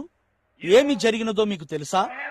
ఆయన నేరుగా బయటకు నడిచి వెళ్లి మరియు అదృశ్యమైపోయెను. మరియు అది సర్వశక్తిమంతుడైన దేవుడు, యెహోవా, ఆ గొప్ప ఊట, ఆ థియోఫనీ, ఆ లోగస్ అని పరిశుద్ధ గ్రంథము చెప్పెను. కొంతకాలం క్రితం ఎవరో బోధకుడు నాతో ఇలా అన్నాడు, బ్రెన్హామ్ సహోదరుడా, వాస్తవానికి అది దేవుడని మీరు అనుకున్నారు కదా? నేను ఇట్లు చెప్పాను, అది దేవుడని, ఎలోహిం అని పరిశుద్ధ గ్రంథము చెప్పెను. అనగా ఆయన సర్వశక్తిమంతుడైన దేవుడు, ఆ ఎల్షద్దాయ్. అది నిజము. బలమునిచ్చేవాడు, సంతృప్తిపరచువాడు. ఆమేన్. ఓ, నేనిక్కడ భక్తి పార్శ్వము నొందుచున్నాను. దానిని గూర్చి ఆలోచించండి. ఇదిగో ఇక్కడ ఆయన ఉన్నాడు. ఇప్పుడు ఇక్కడ ఆయన ఎవరో నేను మీకు చూపించబోచున్నాను. అప్పుడు కుమారుడు ఎవరో మీరు చూస్తారు. అది తాను యేసు అనే మానవ పేరును పొందక మునుపు యేసు అయి ఉన్నాడు. ఆ రోజు ఆ ఊట వద్ద నిలబడ్డారు మరియు వారందరూ త్రాగుచుండేది. మీకు తెలుసా? మరియు అరణ్యములో నీళ్లు కలిగి ఉండుట మరియు అటువంటి కార్యములై ఉన్నవి. ఆయన చెప్పెను, వారు ఆ మన్నాను మరియు వాటిని తినుచున్నారు. వారిట్లన్నారు, మా పితరులు అరణ్యములో 40 సంవత్సరాలు మన్నాను తిన్నారు. ఆయన ఇట్లు చెప్పెను, మరి అయినను వారందరూ చనిపోయిరి. ఇట్లన్నాడు, పరలోకము నుండి దేవుని యొద్ద నుండి దిగి వచ్చిన జీవాహారము నేనే. ఈ ఆహారమును తినువాడు ఎన్నటికీ మరణించడు. ఇట్లన్నారు, మంచిది, మా పితరులు ఆత్మ నుండి పానము చేసి ఉన్నారు, అరణ్యములో వారిని వెంబడించిన ఒక ఆత్మీయ బండ నుండి త్రాగి ఉన్నారు.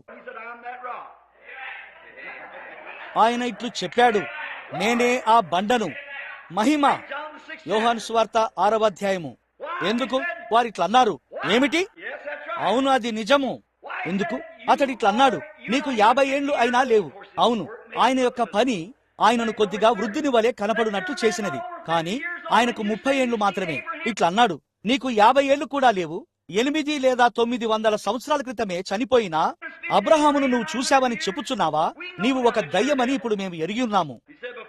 ఆయన ఇట్లు చెప్పెను, అబ్రహాము ఉండక మునిపే నేను ఉన్నాను. అదిగో ఆయన అక్కడ ఉన్నాడు. ఆ ఉన్నవాడు ఎవరు? అన్ని తరాలకు ఒక నిత్యమైన నామము. అది ఆ మండుచున్న పొదలో ఉన్న ఆ అగ్నిస్తంభము. నేను ఉన్నవాడను అనువాడనై ఉన్నాను. అదిగో ఆయన అక్కడ ఉన్నాడు.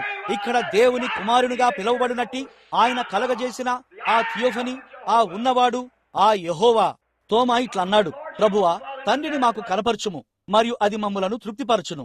ఇలా అన్నాడు, నేనింతకాలము మీతో ఉండినను నీవు నన్ను ఎరుగవా? ఇట్లు చెప్పెను, నీవు నన్ను చూసినప్పుడు నీవు తండ్రిని చూసెదవు. నీవు తండ్రిని మాకు కనపరచుము అని ఏల చెప్పుచున్నావు? తండ్రి మరియు నేను ఒక్కటై ఉన్నాము. నా తండ్రి నా యందు నివసించుచున్నాడు. నేను కుమారుడని పిలువబడే గుడారాన్ని మాత్రమే. తండ్రి నాలో నివసించును. ఆ క్రియలు చేయనది నేను కాదు, కాని నా యందు నివసించుచున్న నా తండ్రియే. ఆ క్రియలు చేయనది ఆయనే, నేను కాదు. ఇప్పుడు అక్కడ వెనుక నిలబడి మరలా మోషే ఆయనను చూశాను. ఆయన యొక్క వెనుక భాగమును చూశాడు. ఇట్లు చెప్పాడు, మనిషి యొక్క వీపు వలె కనిపించెను.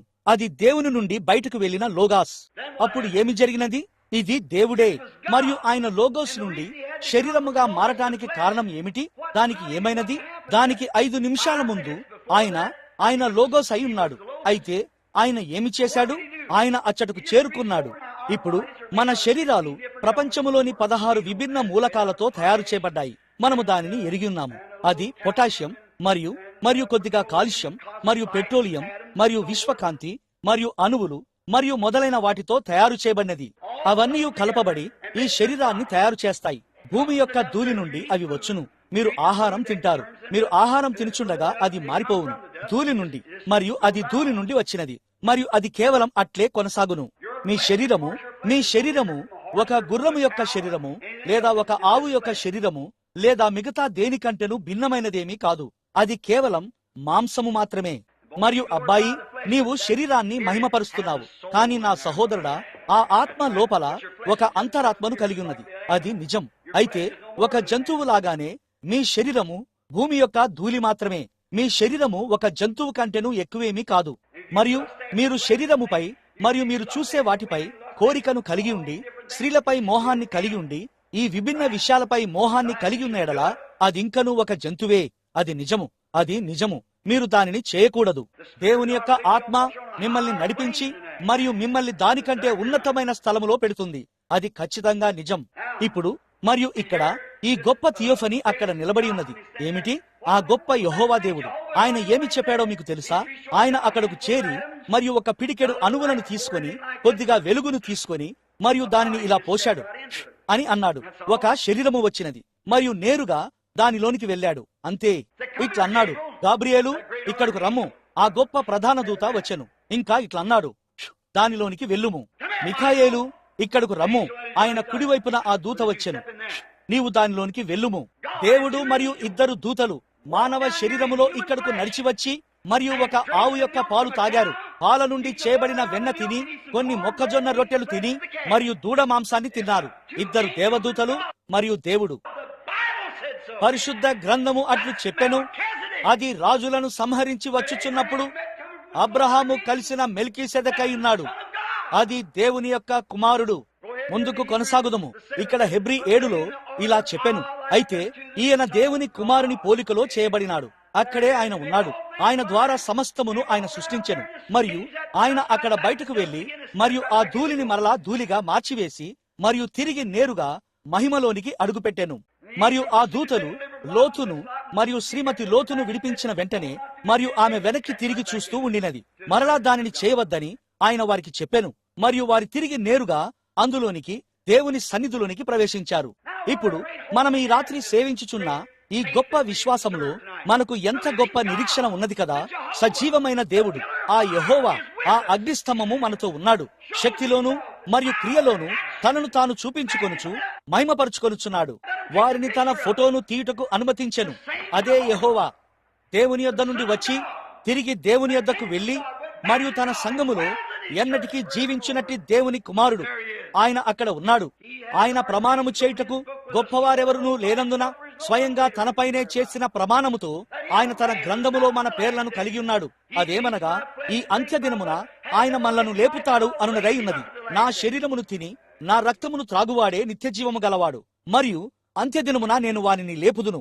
నా యొద్దకు వచ్చువానిని నేనెంత మాత్రమును త్రోసివేయను. నా మాట విని నన్ను పంపిన వాని యందు విశ్వాసముంచువాడు నిత్య జీవము గలవాడు. వాడు ఎన్నటికీ తీర్పులోనికి రాక మరణములో నుండి జీవములోనికి దాటియున్నాడు. అదే వ్యక్తి అక్కడకు వెళ్లి మరియు ఒక పిడికెడు కాలుష్యం మరియు పొటాషియమును తీసుకొని అని చెప్పగలడు. మరలా నీవక్కడ ఉండెదవు, మరియు నా పేరు ఆయన గ్రంథములో ఉన్నది.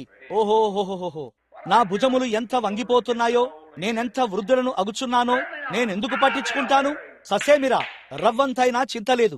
సహోదరా మైక్, నీ హృదయము ఆశీర్వదించబడునుగాక.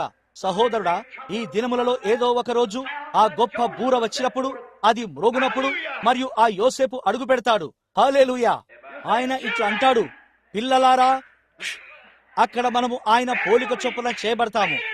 నిత్య యవ్వనము, వృద్ధాప్యము గతించిపోయినది. వ్యాధి, బాధలు, దుఃఖము అదృశ్యమైపోయినవి. జీవము గల దేవునికి మహిమ కలుగునుగాక. నేడు ఆయన మాట్లాడేది ఆయన ద్వారానే, తన కుమారుని ద్వారానే అయ్యున్నది. పూర్వకాలమందు నానా సమయములలోను నానా విధములుగాను ప్రవక్తల ద్వారా మన పితరులతో మాట్లాడెను. కాని ఈ దినముల అంతమందు తన కుమారుడైన యేసు క్రీస్తు ద్వారా మనతో మాట్లాడెను. ఆయన పిలిచిన ప్రతి వ్యక్తి యొక్క హృదయముతో ఆయన మాట్లాడతాడు. మీరు ఎప్పుడైనా ఆయన స్వరాన్ని అనుభవించినట్లయితే, లేదా ఆయన మీ హృదయాన్ని తట్టుటను వినినట్లయితే, దయచేసి దానిని త్రోసివేయవద్దు. మనము ప్రార్థన చేసుకుందాము. పరలోకపు తండ్రి, ఈ రాత్రి ఈ హెబ్రీ పత్రిక యొక్క ప్రారంభములో ఏ విధంగా పౌలు నేరుగా ఆ స్వార్థలలోనికి వెళ్లి ఉన్నాడో తెలుసుకొనుటకు మేము ఎంతగానో సంతోషిస్తున్నాము. అతడు ఎవరో చెప్పిన మాటలనో లేదా ఏదో ఒక అనుభవమునో ఆధారము చేసుకొని దానిని తీసుకొనలేదు.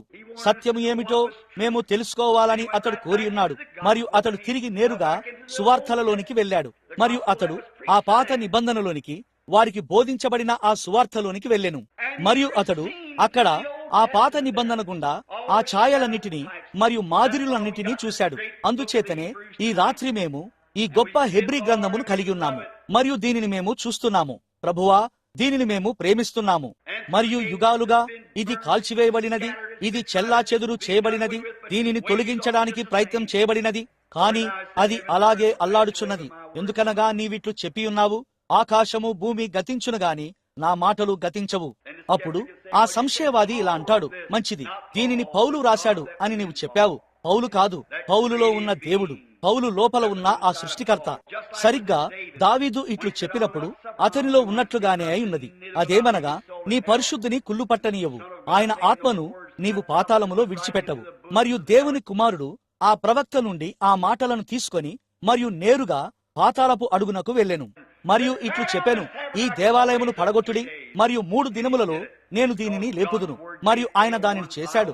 ఎందుకనగా దేవుని వాక్యము విఫలము కానేరదు, ఒక పొల్లు కూడా విఫలమవ్వలేదు. దీనికై, ఈ గొప్ప ఊరీము తుమ్మీముకై మరియు ప్రభువా, ఈ రాత్రి మా అనుభవాలు సరిగ్గా ఇక్కడ ఈ బైబిలుపై ప్రకాశించుచున్నవని తెలుసుకొనుటకు మేమెంతగానో దేవునికి కృతజ్ఞతలు చెల్లించుచున్నాము.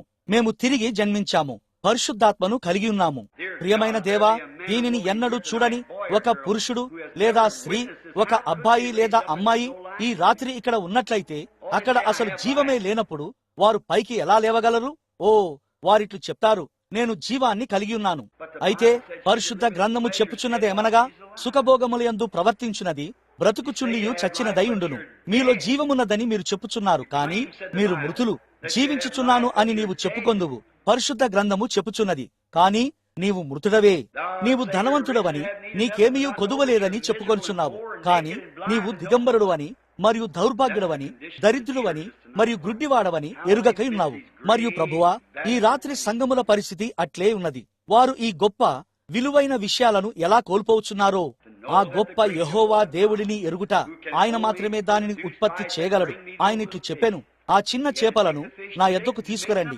వాటితో దేనినో చేయడానికి ఆయన చేపలను తీసుకునవలసి వచ్చెను. పునరుత్థానము అనేది దానితో దేనినో చేయుటకై ఉన్నదని చూపించుచున్నాడు. ఆయన చేపలను మాత్రమే చేయలేదు, కాని వండిన చేపలను మరియు వండిన రొట్టెలను చేశాడు. మరియు ఆయన 5 చిన్న చేపలతో 5,000 మందికి ఆహారం పెట్టాడు. చిన్న రొట్టెలు మరియు 2 చేపలు. ఓ ప్రభువా, అది ఆయన చేతుల్లో ఉన్నది మరియు ఆయన సృష్టికర్త అయి ఉన్నాడు. కాని ఆయన తన చేతిలో ఏదో ఒకటి కలిగి ఉండవలసి ఉన్నది. దేవా, ఈ రాత్రి మమ్మల్ని మేము ఆయన చేతులకు అప్పగించుకొని మరియు ఇట్లు చెప్పుదుముగాక, ఓ దేవా, నేను ఎలా ఉన్నానో అలాగే తీసుకొనుము. మరియు నా జీవితం యొక్క ముగింపుకు వచ్చినప్పుడు నేను తిరిగి జన్మించాననియు మరియు నేను నీ కుమారుడను లేదా నీ కుమార్తెననియు నీ ఆత్మ నాతో మరియు నా ఆత్మతో కూడా సాక్ష్యమిచ్చనన్న ఈ నిరీక్షణతో నన్ను వెళ్ళనిమ్ము. మరియు ఆ అంత్య దినమున నీవు వారిని లేపుదువు. తండ్రి, దీనిని అనుగ్రహించుము. మరియు మనము మన తలలు వంచి ఉండగా మీ చేతిని పైకి లేపి ఇట్లు చెప్పేవారు ఎవరైనా ఉన్నారా? బ్రెన్హాం సహోదరుడా, నన్ను ప్రార్థనలో జ్ఞాపకం చేసుకోండి. నేను ఈ భూమిని విడిచి వెళ్ళుటకు ముందు దేవుడు నన్ను ఎరుగవలనని నేను కోరుచున్నాను. ఎంతగా అంటే ఆయన నా పేరును పిలుస్తాడు, నేను బదిలిస్తాను. కుమారుడా, ప్రభువు నిన్ను దీవించునుగాక. దేవుడు నిన్ను దీవించును మరియు నిన్ను మరియు శ్రీ నిన్ను దీవించునుగాక. ఇంకా ఎవరైనా ఉన్నారా? కేవలం మీ చెయ్యి పైకెత్తండి. ఇట్లు చెప్పండి, బ్రెన్హాం సహోదరుడా, నా కొరకు ప్రార్థించుము. మేము చేయునది అదే అయ్యున్నది. యవనస్తురాలా, దేవుడు నిన్ను దీవించును. అది మంచిది. ఇప్పుడు ప్రార్థనలో మీ తలలు వంచి ఉండగా నేను ఈ పాటలోని ఒక వచనమును పాడబోచున్నాను. But not this world's vain riches that so rapidly decay. Build your hopes on things eternal. They will never pass away.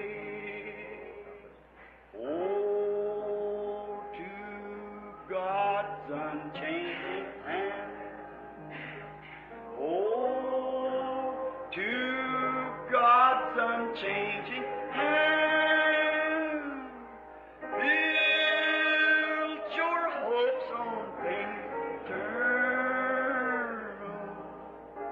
Oh, to God's unchanging. ఆమె ఇప్పుడు వాయించుచుండగా మరియు మీ తలలు అలాగే వంచి ఉండగా మీరు మీ చేయిని పైకెత్తి ఇలా చెప్పెదరా? అవును ప్రభువా, ఇదిగో నా చేయి. అది ఏమి చేస్తుంది?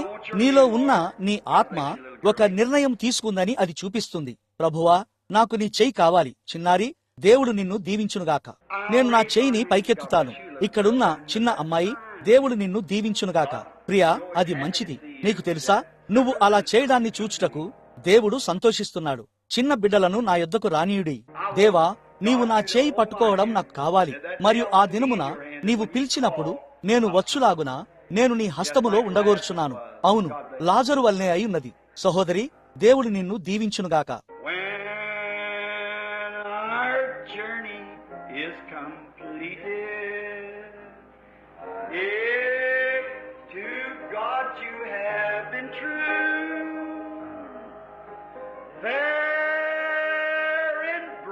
Your home in glory, your enraptured soul shall view. అలాగైతే ఇప్పుడు మీరు ఏమి చేస్తారు? To God's unchanging hand. To God's unchanging hand. Build your hopes on things eternal. Hold to God's unchanging hand. Heavenly Father, పరలోకపు తండ్రి, వారు ఈ రాత్రి నీ యొక్క మార్పులేని నిత్యమైన హస్తమును పట్టుకొనగోర్చున్నారని ఈ రాత్రి ఈ చిన్న కూటములో అనేక చేతులు పైకి లేచాయి. నీకు అప్పగించబడిన దాని విషయం ఎరిగియుండి నీవు ఇట్లు చెప్పితివి, తండ్రి నాకు అనుగ్రహించిన వారందరూ నా యొద్దకు వచ్చెదరు మరియు వారిలో ఎవడునూ నశించడు. మరియు అంత్యదినమున నేను వారిని లేపుదును. ఎన్నటికీ నశించలేరు, ఎన్నటికీ తీర్పులోనికి రాలేరు, కాని నిత్యమైన జీవాన్ని కలిగియుందురు. మరియు కేవలం ఒక్కటే నిత్య జీవం కలదు, అది దేవుని యొద్ద నుండి మాత్రమే వచ్చును. అది దేవుడు. మరియు మనము దేవుని కుమారులు మరియు కుమార్తెలమై ఉండేంతగా మనము దేవునిలో భాగమవుతాము. మనము దేవుని ఆత్మను మనలో కలిగి ఉన్నప్పుడు మనం దేవునిలాగానే ఆలోచిస్తాము. మనము నీతి మరియు పరిశుద్ధత గురించి ఆలోచిస్తాము మరియు మనము ఆయనను సంతోషపరచునట్లు జీవించడానికి ప్రయత్నిస్తాము. ప్రభువా, తమ చేతిని ఎత్తిన ప్రతి ఒక్క వ్యక్తిలోనికి అటువంటి జీవితము ప్రవేశించున్నట్లు అనుగ్రహించండి. మరియు తమ చేతులను ఎత్తవలసి ఉండి కూడా ఎత్తని వారు నీవు వారితో కూడా ఉండాలని నేను ప్రార్థిస్తున్నాను. దానిని అనుగ్రహించండి తండ్రి. మరియు యాత్ర ముగిసినప్పుడు, జీవితం ముగిసినప్పుడు, ఆ దినమున మేము ఆయనతో కూడా విశ్రాంతిలోనికి ప్రవేశించుదుముగాక. అక్కడ మేము ఎప్పటికీ వృద్ధులము కాము, ఎన్నడూ వ్యాధిగ్రస్తులము కాము, ఎన్నడూ ఏ ఇబ్బంది ఉండదు. అప్పటి వరకు ఆయనను స్తుతిస్తూ మేము ఆనందంగా మరియు సంతోషముగా ఉండునట్లు చేయుము. ఏలైనగా మేము ఆయన నామములో అడుగుచున్నాము. ఆమేన్. విశ్వాసులైన మీరంతా ఇప్పుడు మనం మన చేతులు పైకెత్తి మరియు ఆ పల్లవిని పాడుదాము.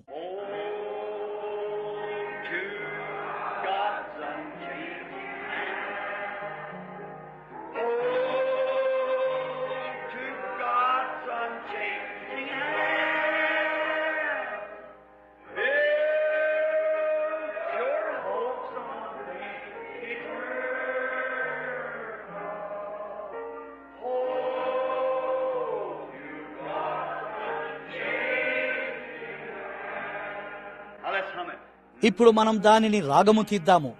మీరు అలా చేయుచుండగా మీ ప్రక్కనున్న వారితో మీరు ఇట్లు చెప్పండి: పొరుగువాడా, దేవుడు నిన్ను దీవించును. మీ ప్రక్కన ఉన్న వారితో ఇట్లు కరచాలనం చేయండి: దేవుడు నిన్ను దీవించునుగాక.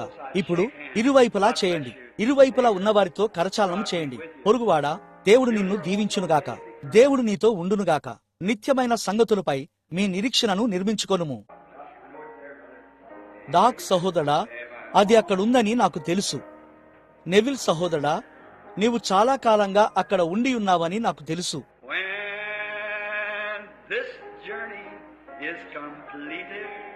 ఈ దినములలో ఏదో ఒక రోజు అది జరగబోతుంది.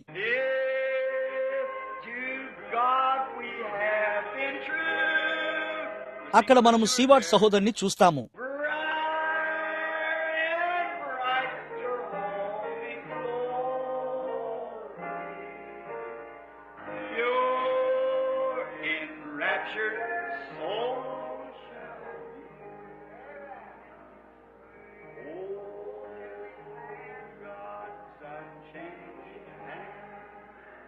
వర్తమానము అయిపోయిన తర్వాత ఆ ఆరాధనను నేను ఇష్టపడతాను.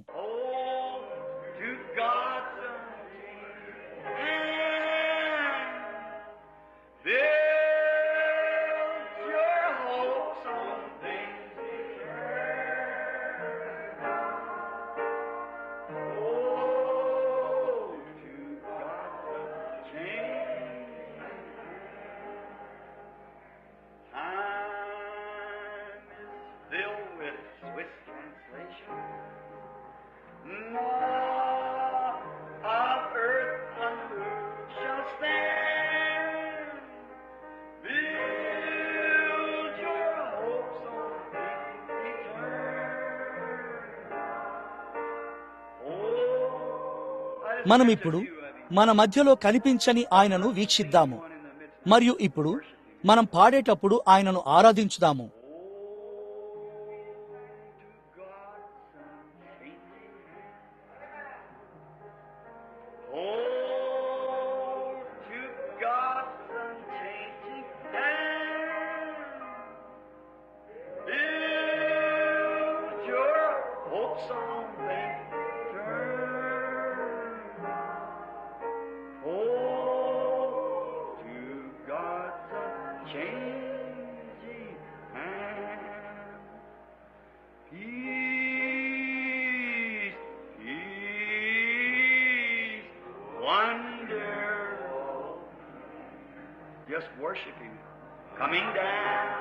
ఇప్పుడు కేవలం ఆయనను ఆరాధించండి.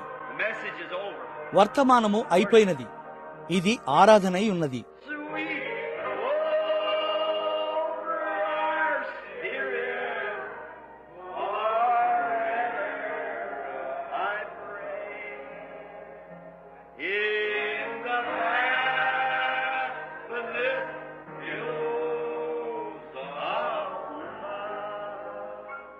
కేవలం ఆయనలో మునిగిపోవుడి.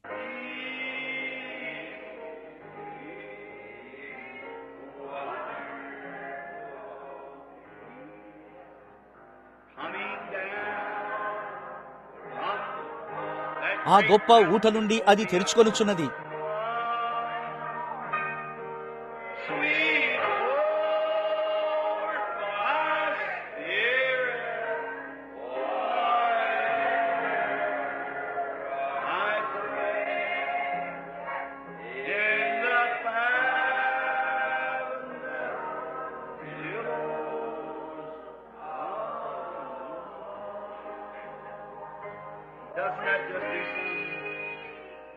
అది దేనినో చేయుటలేదా?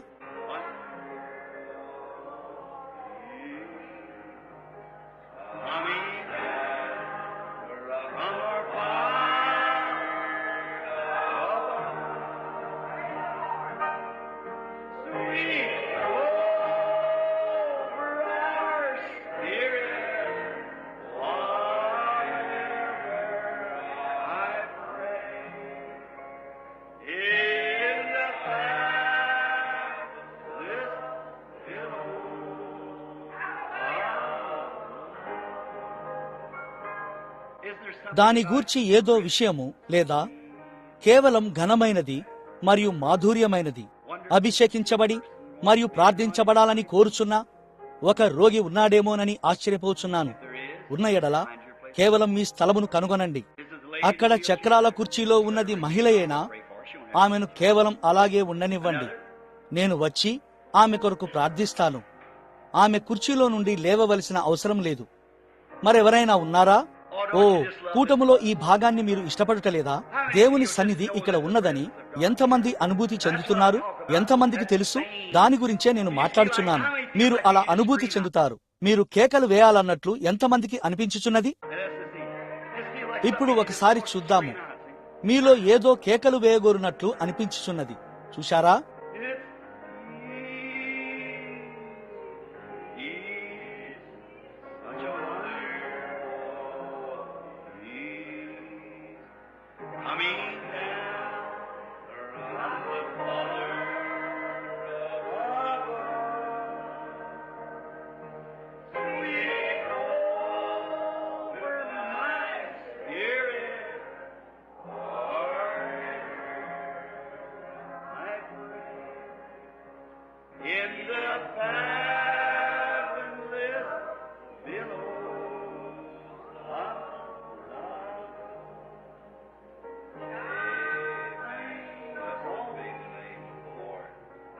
మనము ఆరాధనలో ఉండగా ఇప్పుడు రోగులను అభిషేకించి మరియు వారి కొరకు ప్రార్థించబోచున్నాము.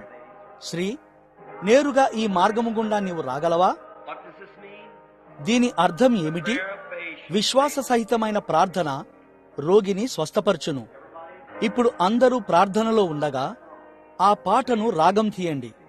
యేసు రోగులను స్వస్థపరచుటను గూర్చి ఆలోచించండి. ఆమేన్. నూనెతో అభిషేకించండి.